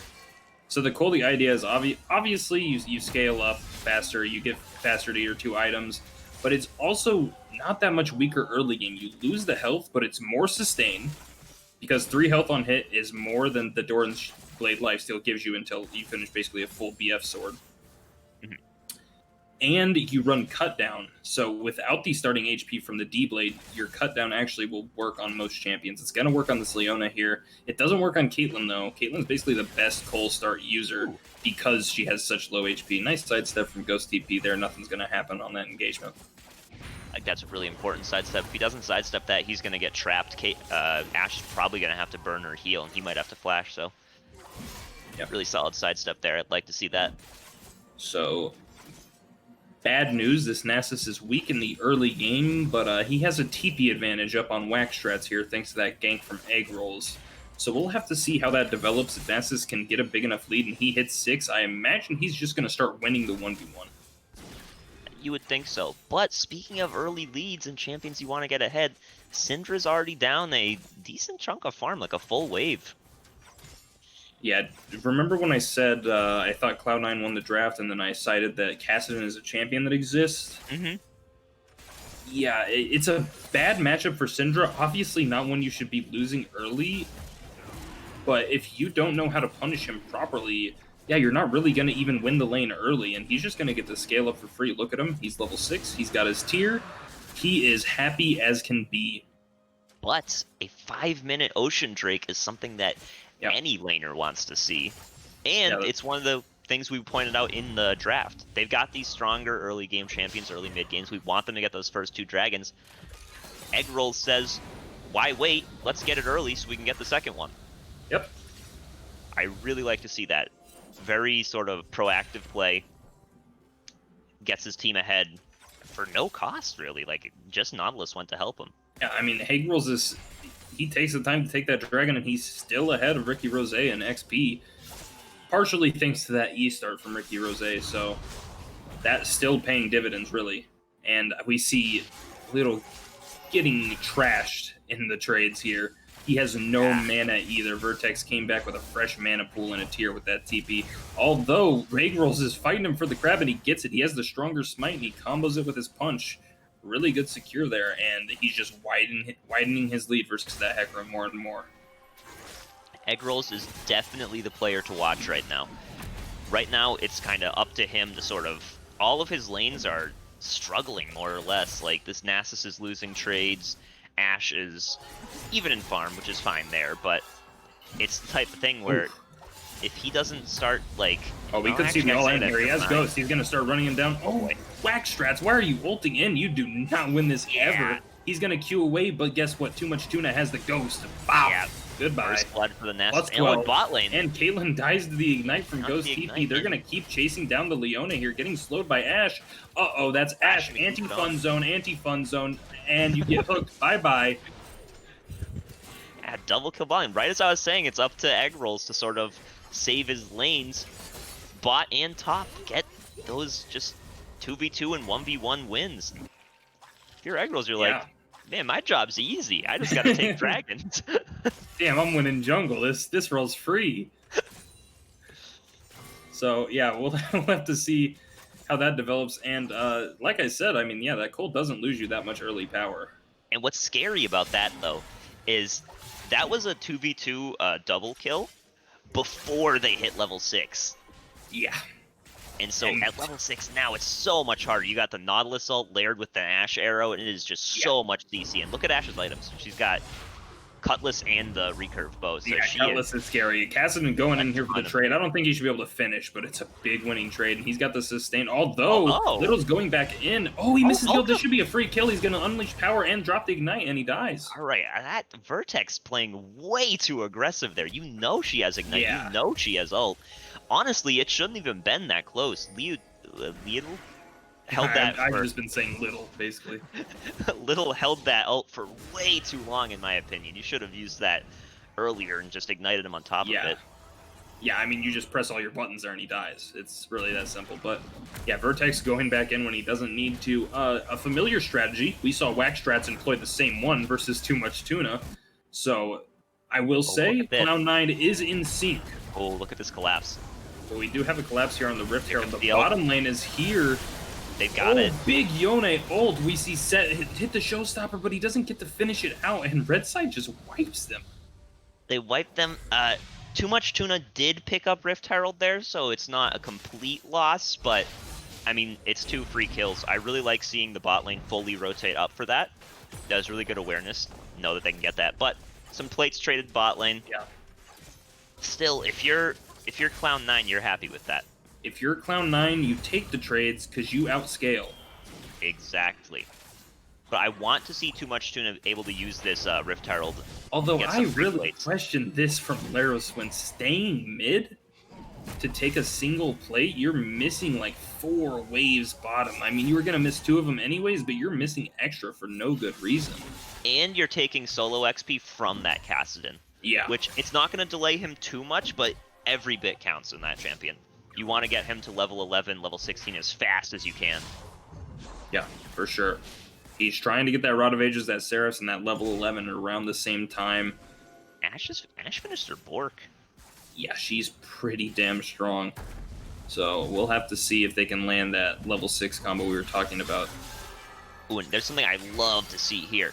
Hecarim's finished his blue smite, and even though he's not really ahead, he's 0-0-2, he's going, I want the snowball, I'm just going to start building Triforce. He's got the Sheen, he's got a longsword, he's just working towards it. I hate to see that. I This like game, I think it's awful. There's no reason to go super hard on the snowball. You're basically a frontliner for your team. I mean, look at his team comp. You have Yone, Kassadin, Caitlyn. Do you need more damage? That's Absolutely not. We see a trade here on the top side, though. Waxstrat's, oh, he goes back to the E, but he goes in. Oh, we River, see though. Ricky Rose getting engaged on.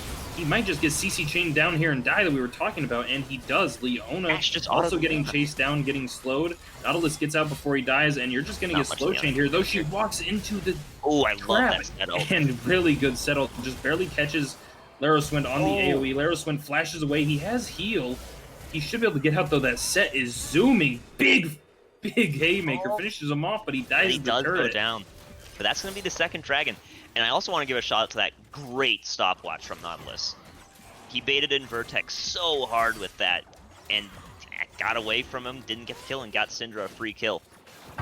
Yeah, it's important.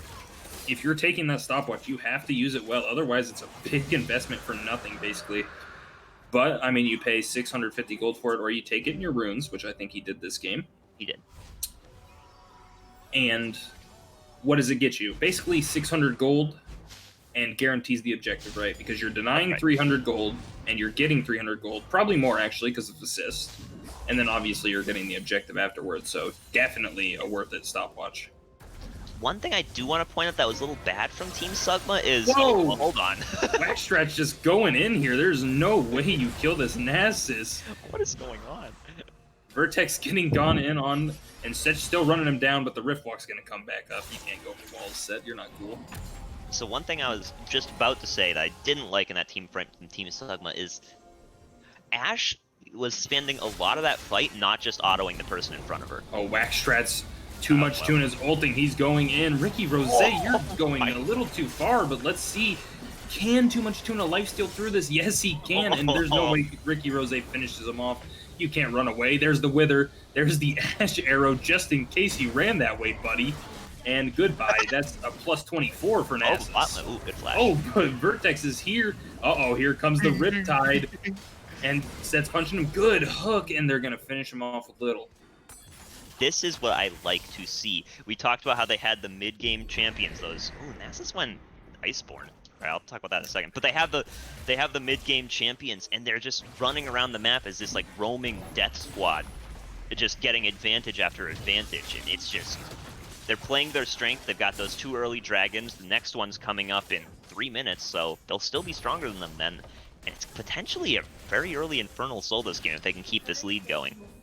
Yeah, for sure. Team Sugma is giving up a lot on the bot side for Zelo, but he's playing very respectful. I have to respect the restraint from him. Oh, what is that? EOA. Yeah, it's a little rough. Just that is not an escape tool, Waxstrats. This is why I'm scared to see this champion in Champ Select, because he needs a few games to get used to. Oh, Too Much Tuna! Holy moly! How many stacks does that was a lot. That was a lot of tuna on that Kane. He only has 200. Oh, yes, actually, it's 228 at 14 minutes. Huh? That's pretty good. Yeah, he's pretty strong. Turns out Yone can't really punish Nasus. We saw him doing decent in the trades, but he wasn't beating him, you know? And now we see Little going in on Vertex here, drops the Ignite, but you have to know he has that Rift Walk in. Yeah, it's just a Hex Flash. He's just looking a little scary.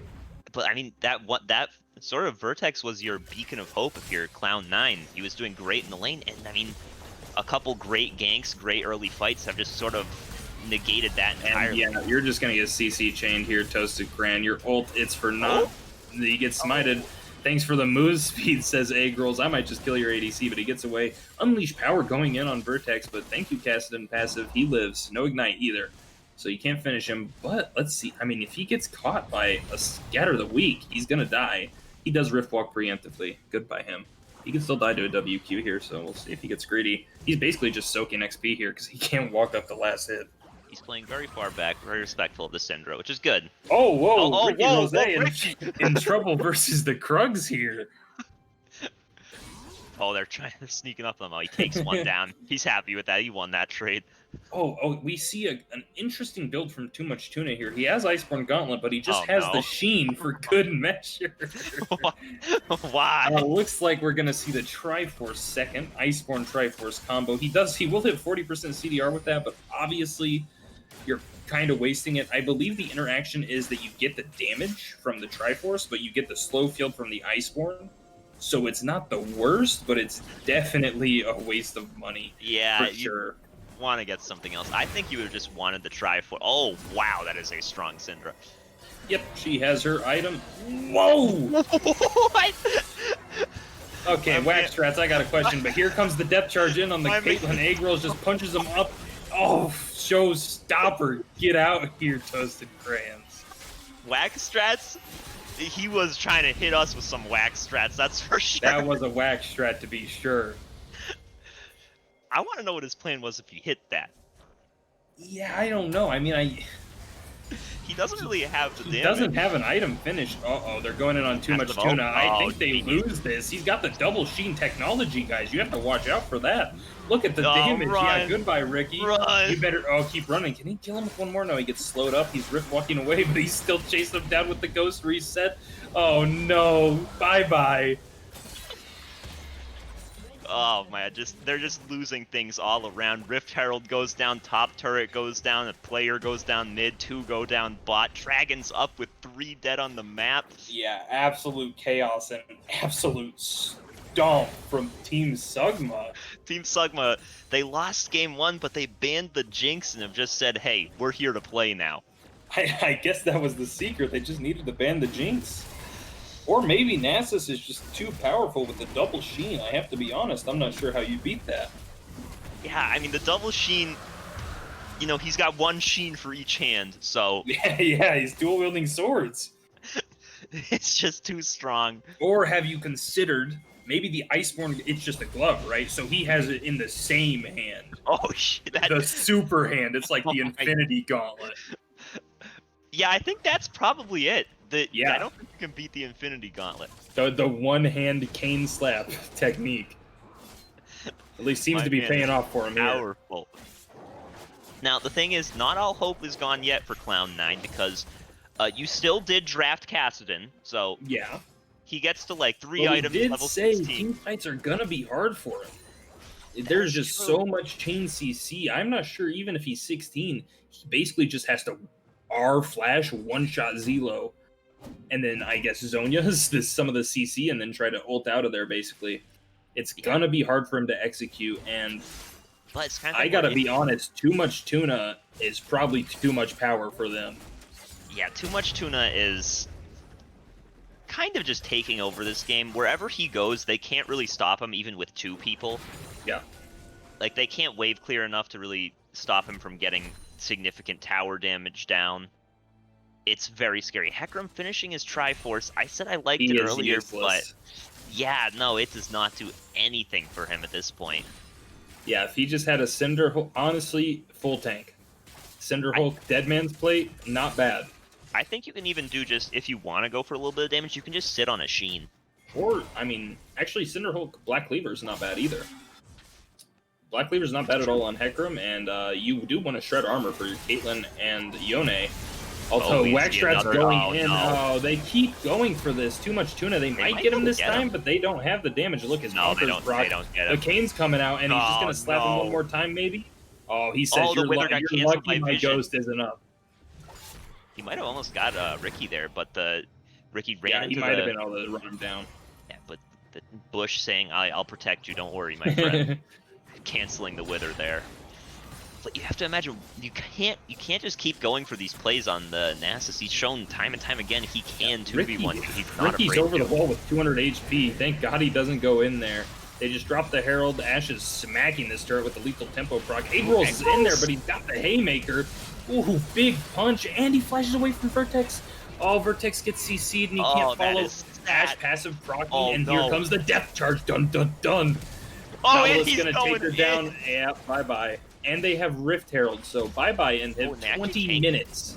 They tanked turret port. They might get a Rift Herald charge on the inhib, not in the Nexus. Yone / Hecarim will take it down. Yep.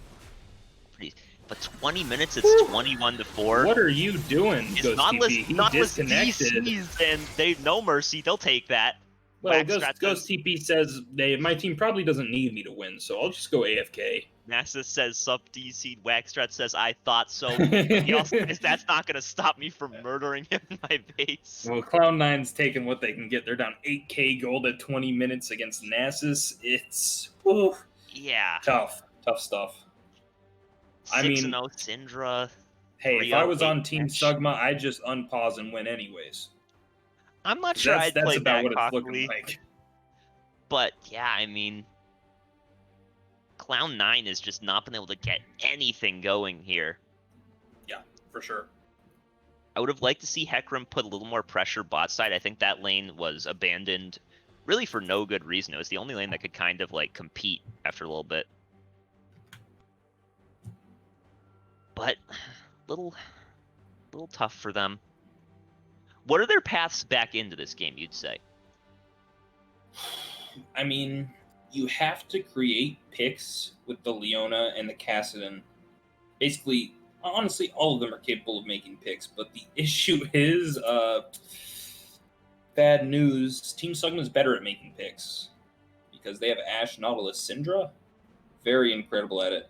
Too much Tuna acknowledging his build sucks. Too much Sheen in the chat. But he just doesn't care. Look at this man. He really is just saying, yeah, I know I probably shouldn't build 2 Sheens. Just wait till he builds his third item, Lichbane. Yeah, we'll have to see. Gets too much Sheens in the chat. He's up to 366 stacks on his Q, which is a lot for 20 minutes, but pretty decent, yeah. It's not the most I've seen, but he's been spending a lot of time beating up champions, which is why it's not as high as it could be. Yeah, a lot of those stacks are plus 12s. So yeah. I want to give just a huge shout out this game to Eggrolls, who has been playing around like his win condition really, really well. He's been putting pressure top lane, putting pressure mid. He didn't put much pressure bot lane. They kind of just won passively, which is nice. But he's also been really, really good in that dragon control. You can see the dragon is going to be spawning in like 2 minutes, and that could be a potential 22-minute Infernal Soul, which for a team that's snowballing this hard, it's something that you want to see entirely. It's like not a Cloud Soul, which is pretty good on Nasus, and even on Ashe Nautilus, I like it, but Infernal Soul just makes it that much easier for you just to tear up the entire enemy team. Just makes it super, super easy.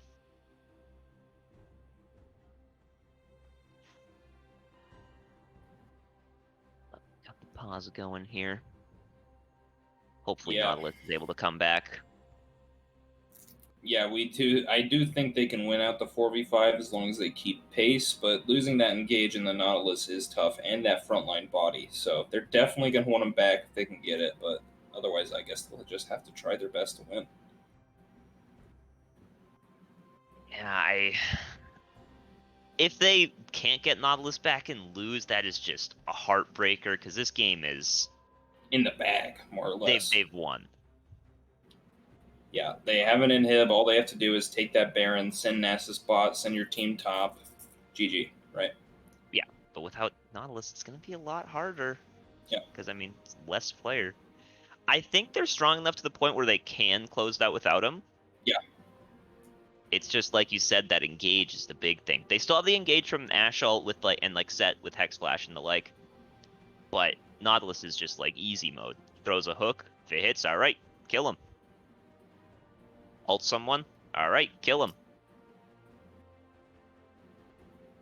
So we'll have to see if he can come back.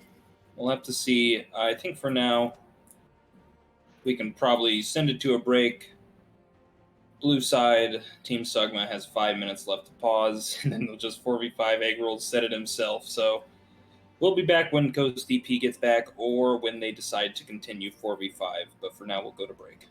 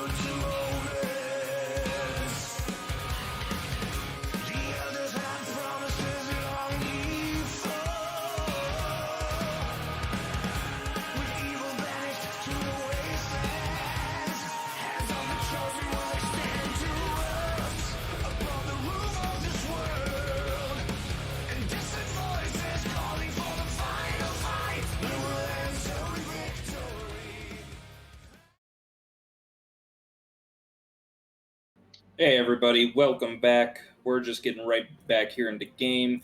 Ghost TP's power went out, unfortunately, but Team Sugma's just going to continue 4v5, and they're going to try to close it out with their giant lead. We see they're not wasting any time. They don't even take the resets. They're just going on Baron. Too Much Tuna doesn't have mana. They're not killing it particularly fast. Waxstrats almost has that ult. We could see him make a big play, a big engage here with Ricky Rose plus Waxstrats. Syndra ult's down too. Baron's down to 4K. Here he comes. Oh, here, two-man ultimate. He lands it, but he doesn't deal any damage. Oh my goodness. And I mean, Baron's just gonna fall. Maybe it gets stolen. Ooh. Very close. Ricky Rose misses his smite. He hits set with it. Showstopper. He ults away. Did he actually hit set? I didn't see that. Yeah, he smited egg rolls. That is tragic, and they're still not resetting. Again, they don't care. No resets. No all gas. No breaks. They're just going. You guys probably want to reset. Nasus has finished his Trinity Force. Oh no, he's got the double sheen. I think that actually one-shots turrets faster than Ziggs. Here he comes. Here he comes. He's mad. Oh my god. A 3-man Leona ult. This is the last. Yeah, good Leona ult. Ricky Rose just dies instantly. What can he do? He's so strong. He killed Nautilus, no problem. Nasus doesn't care. He's just hitting the Nexus. They don't care at all. It's not even close to dead. I mean, it's pretty close. They can get it. Ash is just hitting it down. Yone's trying to stab it, but he just turns on him. And Syndra hits the Q. That should be the end of the game. What are the spawn timers? Yeah, he's clear. Just auto it down. They even pause your 10 minutes. They won in less than 2 minutes after the pause ended. Yeah, they unpause. No Nautilus, no problem. No reset. Go Baron. Mid. End. Oh, I can only imagine the comms were chaos, but I guess it works out for him. The game is over. That was awesome. Team Sungma says, okay. Well, this really isn't a problem. This is what we were going to do anyways. Holy moly. They aced them like before Nautilus even respawned. Well, that's that game. I mean, I doubt they can win a 4v5 starting from minute 0, though. So we're going to have to hope Ghost TP comes back for game 3 in this series, because that one was pretty much a stomp from this time from the side of Team Sugma. So we'll have to see if Ghost TP comes back, first of all. Maybe they have to reschedule this third game, or maybe they just have to FF. We'll have to see if the teams come to any sort of agreement. But for now, we'll go to break, and we will see you on the other side, hopefully with a clean 5v5. That would be the dream.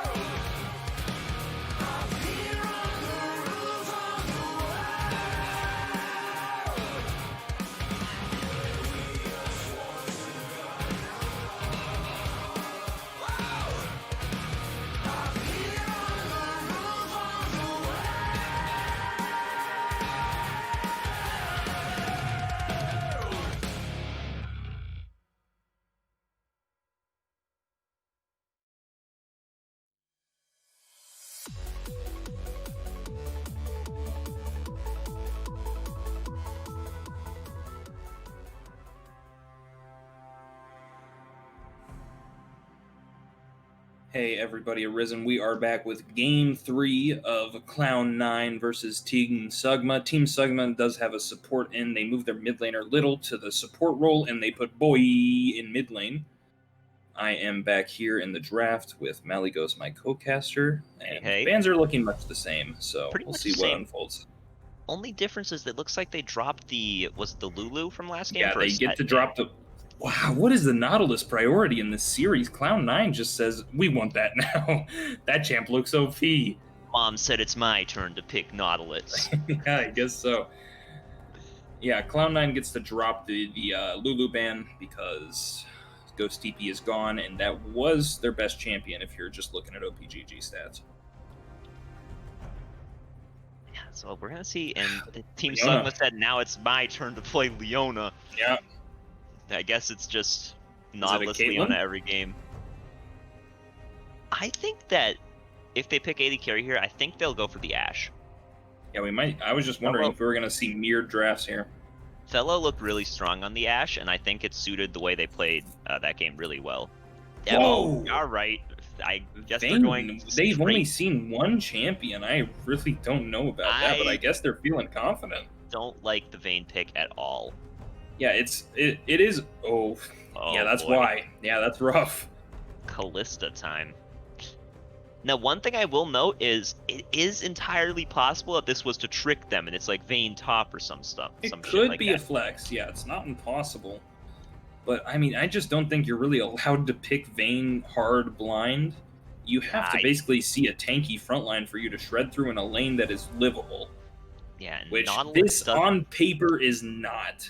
Nautilus does not exactly stay. Oh, but they pick Sejuani into Vayne, which is pretty good for Vayne. Yeah, it is still on the Callista to execute and see if they can smash that lane. Let's see what Team Sugma's third pick is here. I have to guess a jungler. This is Galio. Okay. All right.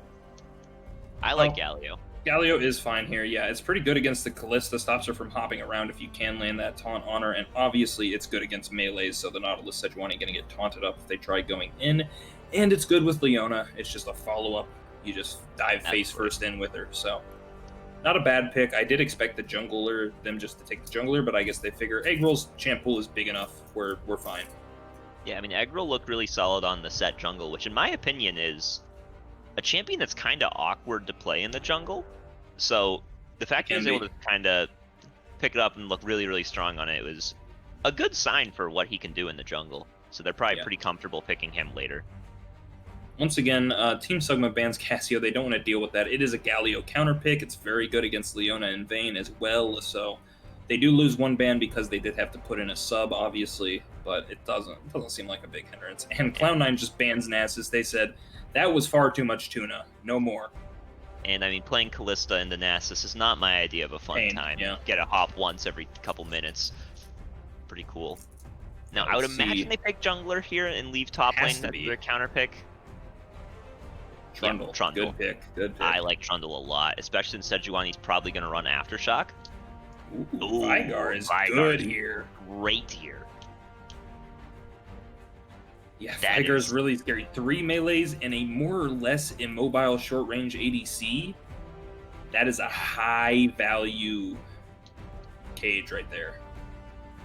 Yeah, this is very, very hard for Leona, Galio, Trundle to deal with in particular, and even Vayne. Yeah. And they're going to pick up the Shen on top of it. They say your Leona has a dive buddy with Galio. Nautilus says, I want one too. So they go ahead and pick Shen. A good dive friend, and it can also protect the backline, an anti-dive tool, if you will, some of the time. So we'll have to see how they use it. It is a blind pick here, so they have counter pick in the top lane. I am curious so we'll see what they pick with it. Try to round it out with. Looks like they're gonna opt into an Echo pick. Definitely not what I expected. I don't like that. I think it's bad here. I mean, you're playing Echo into like Vigar and Shen. It's really awkward. Okay against Vigar because you can blink over the cage, I suppose. But even then, there's so much CC on the side of Cloud9, and the cage isn't easy to play around as Echo. You just can't. Yeah. And also, where is he going? Mid lane into Vigar, I suppose, and then it's Galio top? versus Shin, he's gonna get smacked. Or is it Echo Jungle? I think it's Echo Jungle Trundle top. It could be Trundle top. Yeah, we'll have to see how they sort it out in the draft here. It's fairly flexible. But I really favor Cloud9 in this draft. Although we did last time too, so. But this time I think it's far clearer that they won draft. See, last time we favored them, but we looked at what Team Sugma had and said this is their win condition. They played around it really well. This one, their win condition is like it's Vayne, basically. Yeah, it's Vayne, but it's really hard for Vayne to play these fights like the way she needs to win. Yeah, it's Vayne or Echo just gets ungodly fed, I suppose. Right? Yeah, that's always a win condition. Yeah, that's a win condition with any of those scary assassins, right? So we'll have to see if he can get rolling or if Vayne can get to that Rage Blade, that 2-item spike, and start shredding through. But it is going to be hard versus that Vigar, like we said already. Vigar, and I mean, even like the Shen like circle of truth. Yeah, I mean, depth charge coming through as well. As soon as you reveal yourself, you're going to get a lot of buttons pressed on you. Yeah, it's very difficult. I want to see it's also awkward because like Leona excels at diving or peeling, but there's not really that much that she's gonna be like peeling. Like she can peel Sejuani, Shen, Nautilus, but those three once they've hit Vayne, like with one thing, their job is more or less done there. Yeah, for sure. They don't really want to super hard commit. Although something is happening here. Ricky Rose is asking if there's a forfeit. What's going on? Lero is asking if there's a brain lag. Egg Rolls appears to have left. Oh, maybe. Wait, actually, yeah, Egg Rolls is the one that left. Though I see an invite for Ghost TP here. He might be back, but I'm not sure if they're allowed to bring him in. Okay, no, so the invite for him was there already. Okay. I think that Egg Rolls just something happened to this client maybe, and yeah, who knows? He's back in the lobby. Yeah, a little delay here. It is Ricky Rose's dad's birthday. Happy birthday, Ricky's dad. Egg Rolls realized the problem was someone on their team didn't own the champion that they picked. So that's not really a good sign, I don't think. Yeah, I don't know. Oh, I think it's fine. But what it was is that three-way top flex we were talking about, Galio, Trundle, Echo. Mm-hmm. So they might have been just trying to mess with them in Champ Select, you know? Like, it might have been like, oh, pick Trundle Jungle, but we're actually going to send it top. Or he just didn't own them. Okay. Yeah, he just didn't Now, own which champion, what pick was it they were on?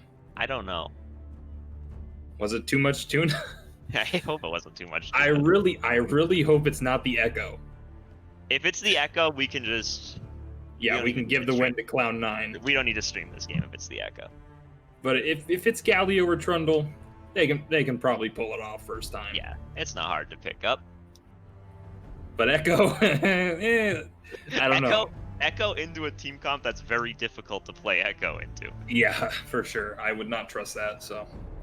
Let's hope for Team Sugma's sake that they're not first-timing Echo. You have to imagine they're not. Like, there's no way they looked at that team comp and went, I think Echo is really good here. We need to pick it. People don't really pick Echo if they don't play Echo. Exactly. You have to imagine Echo is a comfort pick for someone. I'm going to imagine it's a comfort pick for Boy. Yeah, he is the sub coming in. You kind of want to give him comfort. Yeah, rather than... Oh, no, actually, it looks like Egg Rolls is locking in the Echo. Or you want to give him Galio. Yeah, put him on Galio duty. Yeah, put him on Galio duty. Both viable options, I would say. So maybe Too Much Tuna didn't own Trundle. I think Too Much Tuna can pick up Trundle pretty easily. Yeah, it's a pretty easy matchup into the Shin here, though. I mean, you could get smacked around early game. Though, level 1 Trundle will actually stomp basically any champ because he has a free auto reset. He steals your AD. It's really nasty. You don't really want to challenge that champ early game, but maybe once Shin gets about level 3 or so, he can mess him up as long as he's using his taunt properly around the pillar. Yeah, you would think I think, though, even then, Trundle with his ult is gonna get there. So Shen is a very short, like, period of time where he can start beating Trundle, but then after that, it's just kind of... Yeah, Trundle should win the side lane pretty much permanently. As long as he builds any amount of lifesteal. It is interesting, though, because it looks like Team Sugma, when they've received their sub, and they're sort of like, all right, we don't really have synergy with this guy. He's not playing, like, he's moved our mid laner out of his main role. Let's just play champs and say we're better than them. Yeah, I guess. I mean, the Echo and the Vayne are, I would say, ego picks here, to be honest. Yeah, absolutely. Especially when you're picking Vayne in the spot you did. Now, if you saw like they had Shen, Sejuani, Nautilus, I'd be like, okay, yeah, Vayne's a good pick here. But they just second picked it.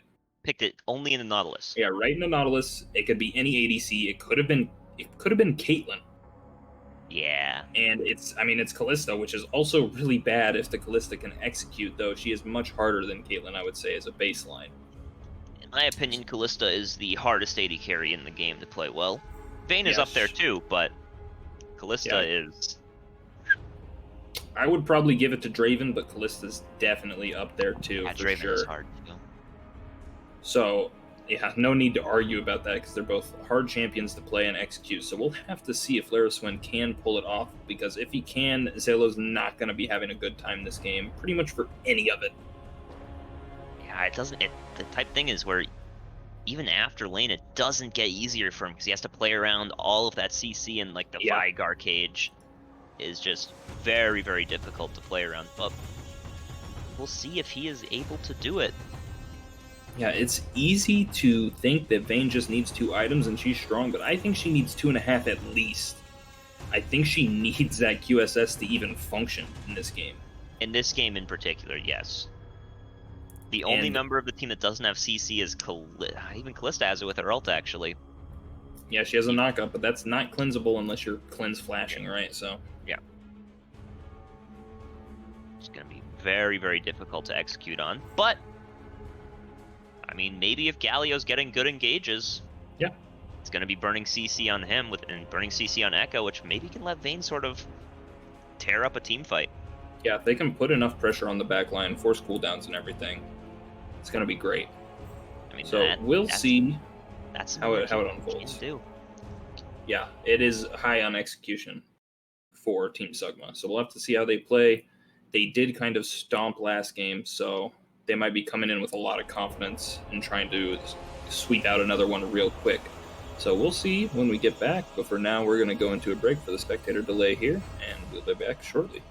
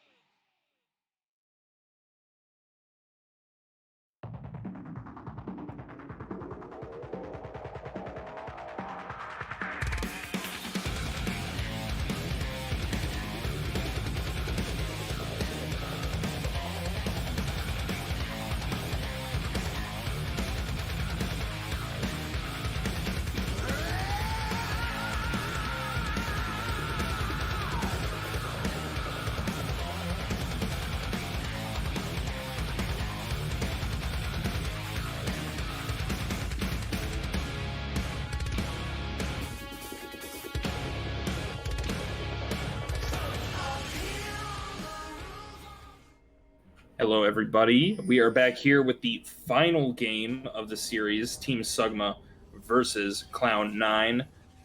So we'll have to see how it unfolds. I am here with my color caster, Maligos. I'm still here.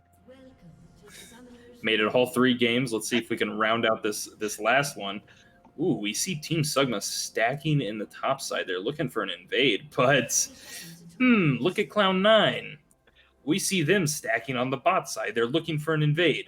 If I had to guess, this is going to be an explosive level 1. Both teams are definitely going to bump into each other somehow. Why very. Oh boy, this is already a wild game. Vayne started longsword 3 pots. Yeah, I guess she really wants that sustain. I will say Zelo took Cleanse, a good call from him, I would say, but Little still took Ignite, so they're playing pretty aggressive here. No heal on the support, which is often what you'll see when the ADC takes Cleanse. The support takes heal instead, because it's just so powerful in that 2v2 or the 3v3s that might break out there. Oh, look at this. I was joking about they're going to bump into each other, but... Yeah, they're sticking around. It actually looks like they might. They've been spotted, though. Egg Rolls has a good idea, yeah. The ward goes down. But, I mean, they're just giving it up. Yeah, they give it up. They say Kalista Nautilus is way too strong, level 1, yep. And I agree. I think that was a good idea by them. But it does put Egg Rolls pretty far behind early. Yeah, it's going to gimp Egg Rolls for sure. Oh, what are you doing, Ricky? You can just take the whole boss side. Yeah, I guess he's scared for some reason, but I mean, you know Egg Rolls leaving to start red. Yeah, I mean... Maybe he's going in such a way because he wants to be able to, like, catch Egg Rolls and stop him from vertically jungling. But I mean, you want the vertical jungle. Yeah, look at your bottom lane. It's Kalista Nautilus. You want to play with them, don't you? Yeah, I don't agree with it. I'm just saying why he would potentially be thinking about it. I found that a lot of jungle players tunnel really hard on getting 3 buffs. 2 spike in the bottom lane here. They're going in, and instantly Ignite's dropped, and instantly Little has to flash. I mean, you need to respect level 2 spike in every lane, but Kalista Nautilus, you really have to respect that they will just kill you.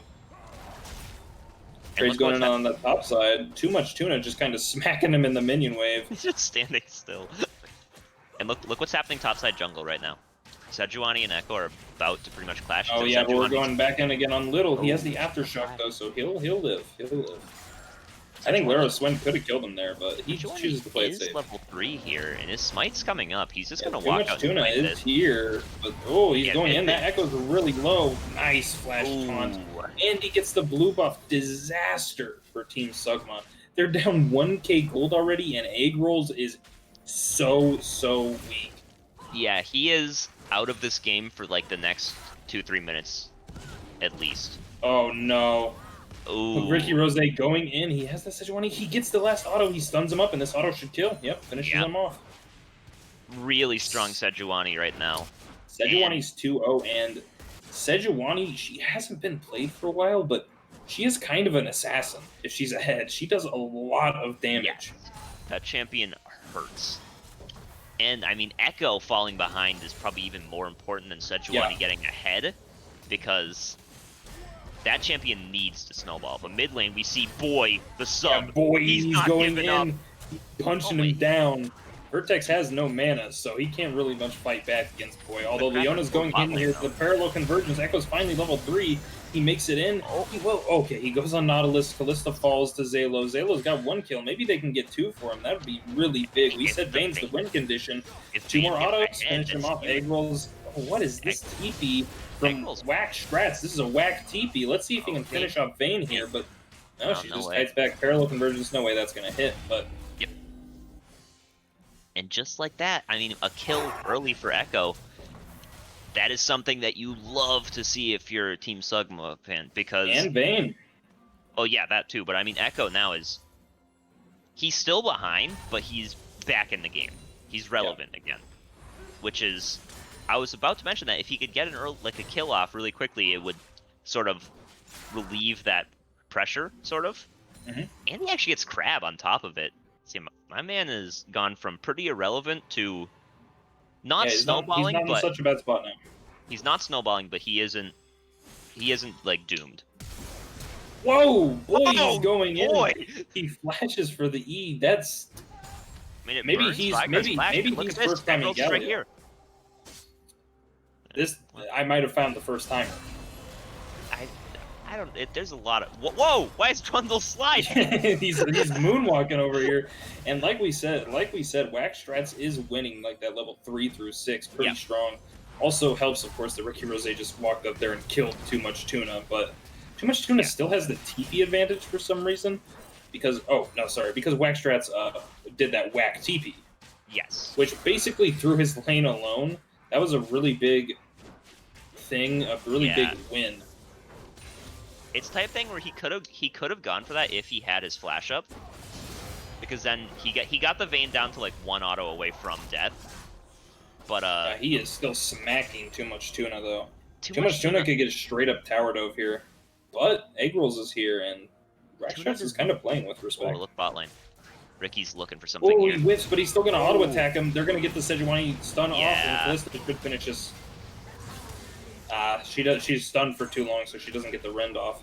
This is kind of scary versus Wax Strats here. He taunts out of the parallel convergence. He can turn around and start beating them to death.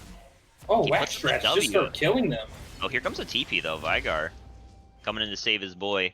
I gotta be honest, Wax Strats wins that 1v2. Absolutely. He was so scared for no reason. He had the sword pull through and everything. Yeah, and wait, I mean, like, how is Trundle gonna hurt you? Oh! Yep, bye-bye. Eggroll's just getting hit by everything raw there. Yeah. You have Flash to is way too late, and the Vigar ult just follows him and kills him. You have to respect the Vigar W there. You should know if that hits you, he's going to kill you with his ult. Yeah. So a little bit of a blunder from him there, but not the end of the world. Yeah, Cloud9 is pretty far ahead, despite some mistakes, especially from Wax Strats here. But it's okay, they're ahead, the Callista's ahead. They're getting what they want. Not even close. Look at the farm numbers. Yeah, it's rough. We said Eggroll's got that kill, but he's still like behind in that XP so badly, and even gold still. Yeah, he is. Their team is down 2k gold, and he is down 1,000 on Sejuani. And if you remember, we said best win conditions for Team Sugma would be the Vayne, and would be some nasty Echo Snowball. And nasty Echo Snowball is going to be very hard to achieve at this point. Yeah, it's more or less off the table. We can already see, though, Too Much Tuna has already obtained his first Sheen. Oh, no. Whether or not he goes for more than one, we will see in the future. Oh, here comes the Callisto. Yeah, she's level 6. They whiff it. Oh, the Shin's coming in, too. No, they're just children. Double two-man flash. Zalo gets taken out. Can they go for the dive? Wax Strats wants to, but no one else does, so they back off the play. A little bit tragic there. Vayne used both of her summoners and still died, which means that they can just do that to her again next time cooldowns are up. Yeah, Toasted Cran whiffs the Callisto ult. Zalo flashes, cleanses away, and they say, we don't care. You can't run. You can't hide. Shen comes in, flash taunts him, and takes him down. This is a very intelligent play here, actually. Vertex goes top to catch that wave, and Wax Strats just runs mid. It's the shorter path, right? He can get there easier, so they don't really lose much even for this Shen ult. It's pretty smart there. I want to quickly point out farm numbers, specifically the top lane farm numbers. It is 32 to 41 in that lane, and if you look at that and compare it to really any other lane... he's going in, but he's getting flanked by Ricky Rose. The Sejuani ult comes out, and he's just going to get smacked down by Shen and Sejuani. Ricky 3 kills now. Ricky is looking powerful on this Sejuani. Yeah, looking much better on this Sejuani here than he was the Hecarim. Kind of fell behind on that Hecarim, needed that snowball, but couldn't get it, so the tank serving him much better. He's got that Cinder Hulk already. He's putting out a lot of damage, and he's pretty hard to kill. Although, Too Much Tuna goes in, but he walks right into the wall. He gets the ult off. No, he could tank through this. But there's still a fight in the bot lane. Too Much Tuna gets the kill. They land the rend on the Zalo. He goes down, but Echo's here. He flashes and the E follows. He's dead. They missed the parallel convergence on the Toasted Cran. He has flash. Can he get out? They're chasing him down, and Echo passive proc should be coming in soon. He misses the hook on the wall. What's that? Egg Rolls just Egg Rolls backs off. He thinks, he assumes Toasted Cran is out with the flash hook. He was coming right back up, too. Yeah. Toasted Crayons should not have gotten out of there. No way, especially with that missed hook. Big mistake from Egg Rolls. Because if you think about it this way, if he misses his hook, you gain a kill. If he hits his hook, you lose, what, maybe 2 seconds. A half second of your time? And that's not going to make a really relevant difference in this game, whereas a kill absolutely would make a relevant difference for you. So even if you respect your opponent and think, okay, yeah, he's going to hit that, you know Vygar's dead top, you know Shen doesn't have ult, and you know that Sejuani's resetting. You saw her go back. Yeah. But he still gets 1 kill. He still finishes his Runic Echoes. That item is so ridiculous that he'll probably still be a pretty decent threat for a little bit. Yeah, he's not too weak, so we'll have to see, because you said the snowball's more or less off the table. That it's not completely. It is still possible if he starts picking up kills. Would have been easier if he picked up that kill on Toasted Crayons, but it's still possible. Though we see Cloud9 just going ahead, and they're going to take this Rift Herald. They've still got 2.5 minutes to crack it for some plates. Taunt goes on to Too Much Tuna, but there's no follow-up there. Too Much Tuna just flashes away. He's scared of the Sejuani ult, rightfully so. He put a pink ward into the Rift Herald pit. He had no reason to really be there. Yeah, I don't know. You have to imagine they're going for something up here and just going to rift it. Just helps him push the wave. Shoving the wave, looks like. He's just kind of hovering around here. Ricky's wasting his time right now, wasting his jungle lead while Echo takes that dragon. Yeah, a little questionable from him, but maybe he thought, maybe there was just some miscommunication there. Maybe he's like, hey, can we dive this guy? And Wax like, no, I don't think so, not with his ult. He's like, I don't know, I think we can. But ooh, really nice from Waxstrats there. The taunt and the sword come from opposite directions, but Too Much Tuna just presses R and the W's down. He's just gonna smack him to death. Here's that problem. One more chomp. Oh, he can't get him. He gets the slow though, and he's out. That's the difference. If you see in Waxstrat's inventory, he's got a pair of boots. Too Much Tuna does not.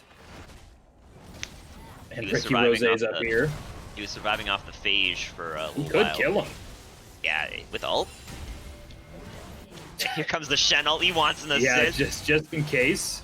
Oh, whoa, close fight in the mid lane here. What is going on?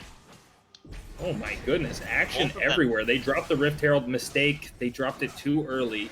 You always want to drop it after you take 2.5 plates in like a free situation like that, and you can take the whole turret easily. Now it's going to be so... And Ricky's just proxying this wave. He says, screw you, Waxstrats. These are my minions. Oh boy. Ooh, good step out on the Leona ult there, and the parallel convergence is going to go anywhere. Yeah. Honestly, in that case, a lot of time you don't even need to try to like read their movement with Leona ult. Yeah, just press it on them, right? Yeah, just put it on top of them. It can be a little hard against Kalista, though. Yeah, but in that scenario, she didn't have any minions that she was autoing. Yeah. So she wouldn't have been able to jump out of it. She maybe can, because she has tier 2 boots, walk out of the middle of it. But even then, big slow, easy for you to follow up with EQ. Yeah, slows are really painful for Kalista, obviously, so... Yes. Oh, the hook goes in on the little... They're getting the Ren stacked up. Like, Galio's coming in to counter it. This is a 4v2. Ooh, good Kalista, but he gets condemned because he takes the wrong angle on his path. TPs are coming in, but it looks like Team Sugma is just really smashing them in this fight. This is bad for Cloud9, and another TP. So bad. Echo picking up some kills. I guess they'll take what they can get there, but that was a great collapse from Team Sugma. The TP's coming in a little late. Yeah, some wasted TPs there, some questionable plays, but overall honestly, a big win for Team Sugma. I'm gonna question... Imagine if Shen hadn't ulted Ricky, top lane. Oh, well, they're gonna get a free pick here. A little bit of a wasted ult. That guy was dead anyway. They're going in with the pillar, but I think Ricky Rose is ridiculously tanky, but Vayne doesn't care how tanky you are. Yeah, look, she's... Oh, 750 going over that Trundle, and go over there, Vygar. Yeah, Trundle actually... He is going for it. Oh, he goes in, he gets the slow, but he walks right into the wall. Bonk. Okay, I noticed something in the middle of that fight, or not even between fights, basically, Mhm. I saw Vertex one-shot backline with his W, and I instantly checked. I was like, is this man maxing W? Yes. Vertex Ooh, is maxing W second. that is, especially not against a team with this many melees. Yeah, you have to be maxing that E second. That zoning and that CC is way too valuable against 4 melees in a Vayne. It is just so ridiculously good. That's honestly usually something like that wouldn't be so bad, but that's a possibly game-losing decision. It's actually so good to have your E max versus that team. Especially in these mid-game fights where your team was like really far ahead, but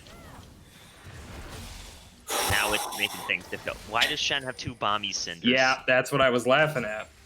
At first we had too much Sheen, and now we have too much Cinder. What is going on in these games? Something is in the water, man. Well, I mean, I don't think he can turn that second Bomby Cinder into anything, so that's just 900 gold down the drain, and they don't stack.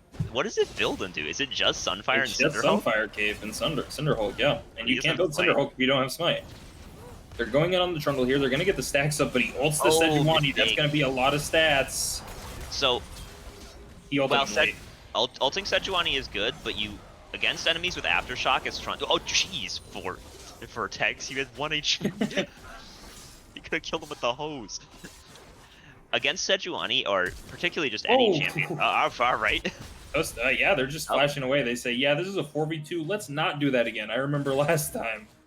But when you're playing Trundle against a champion with Aftershock, if you ult them when they have the Aftershock active, it'll take their stats with the Aftershock, and so when it goes away, they'll be super, super squishy and easy to kill. Yeah, doubly effective against Sejuani because we're passive as well. Yes. Oh, they're going in with the Kalista ult here. Fate's Call, Depth Charge, they're going to land the hook. Oh, they failed the CC chain, but he still snipes him out with that Spear plus Rend and finish him just barely. I have to imagine that was really close on that damage. And Team Sugma is doing Dragon anyway? Yeah, I don't know. They're just going to get hooked by Nautilus here. Oh, nice Shin ult. Perfectly timed, too. Here he comes. Two-man Todd. The cage lands. Kalista's DPSing. They're going to get wiped here.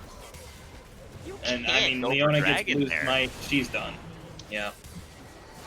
That's Dragon for Cloud9.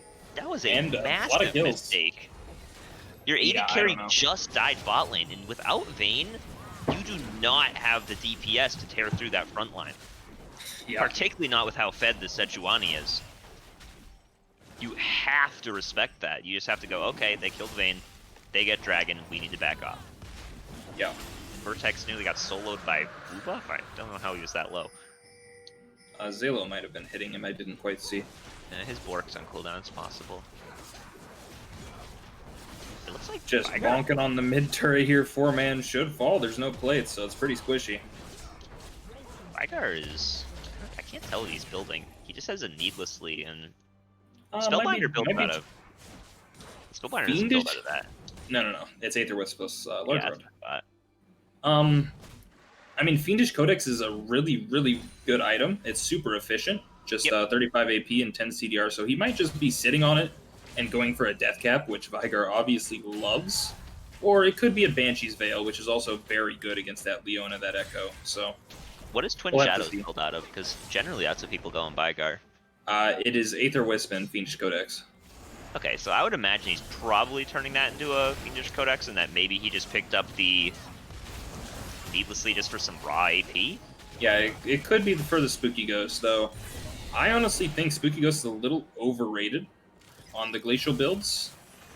It is good, obviously, but we see him get put in the cage, pillars, not going to get any follow-up, so nothing happens there, just a little bit of damage on Boy.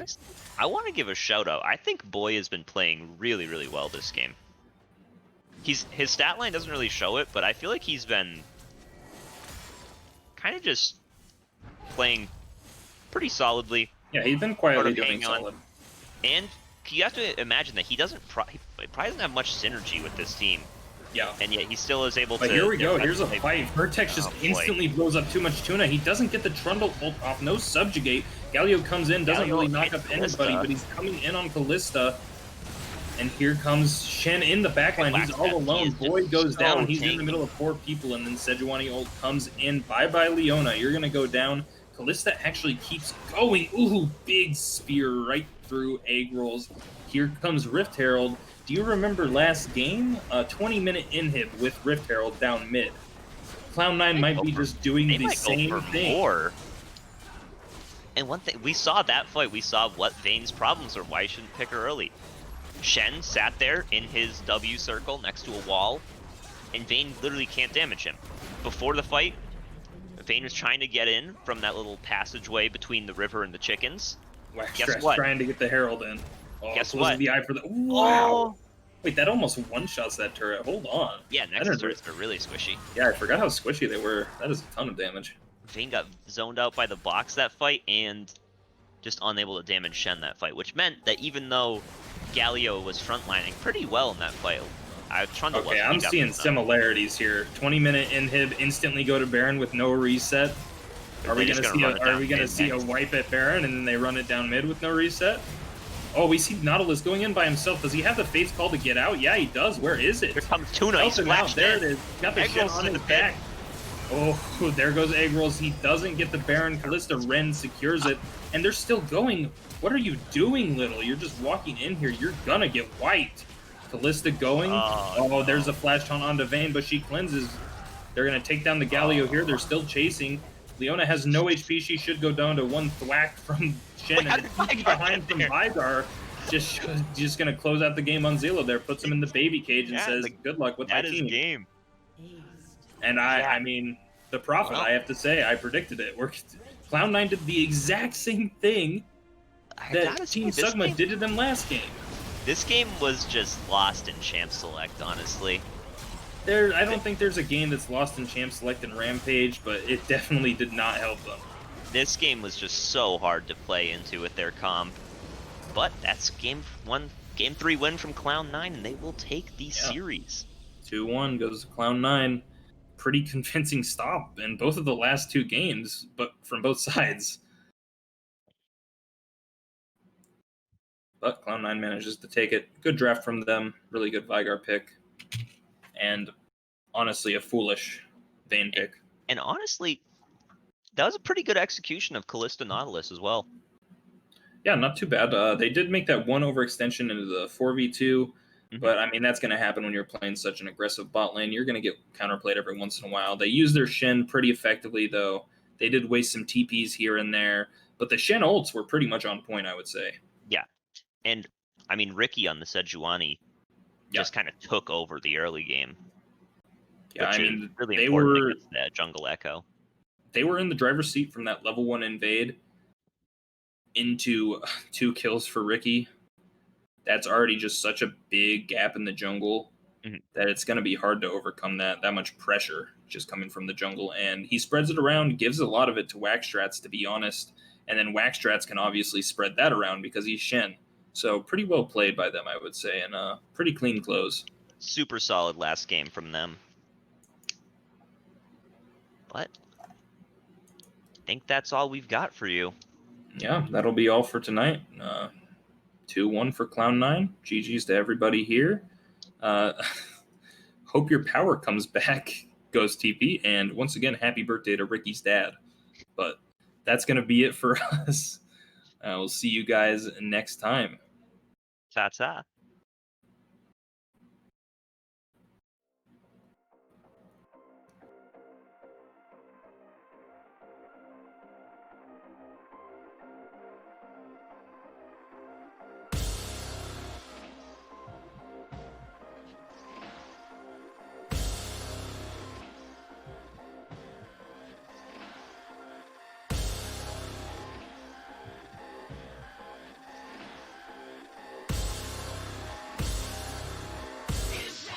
You've got to say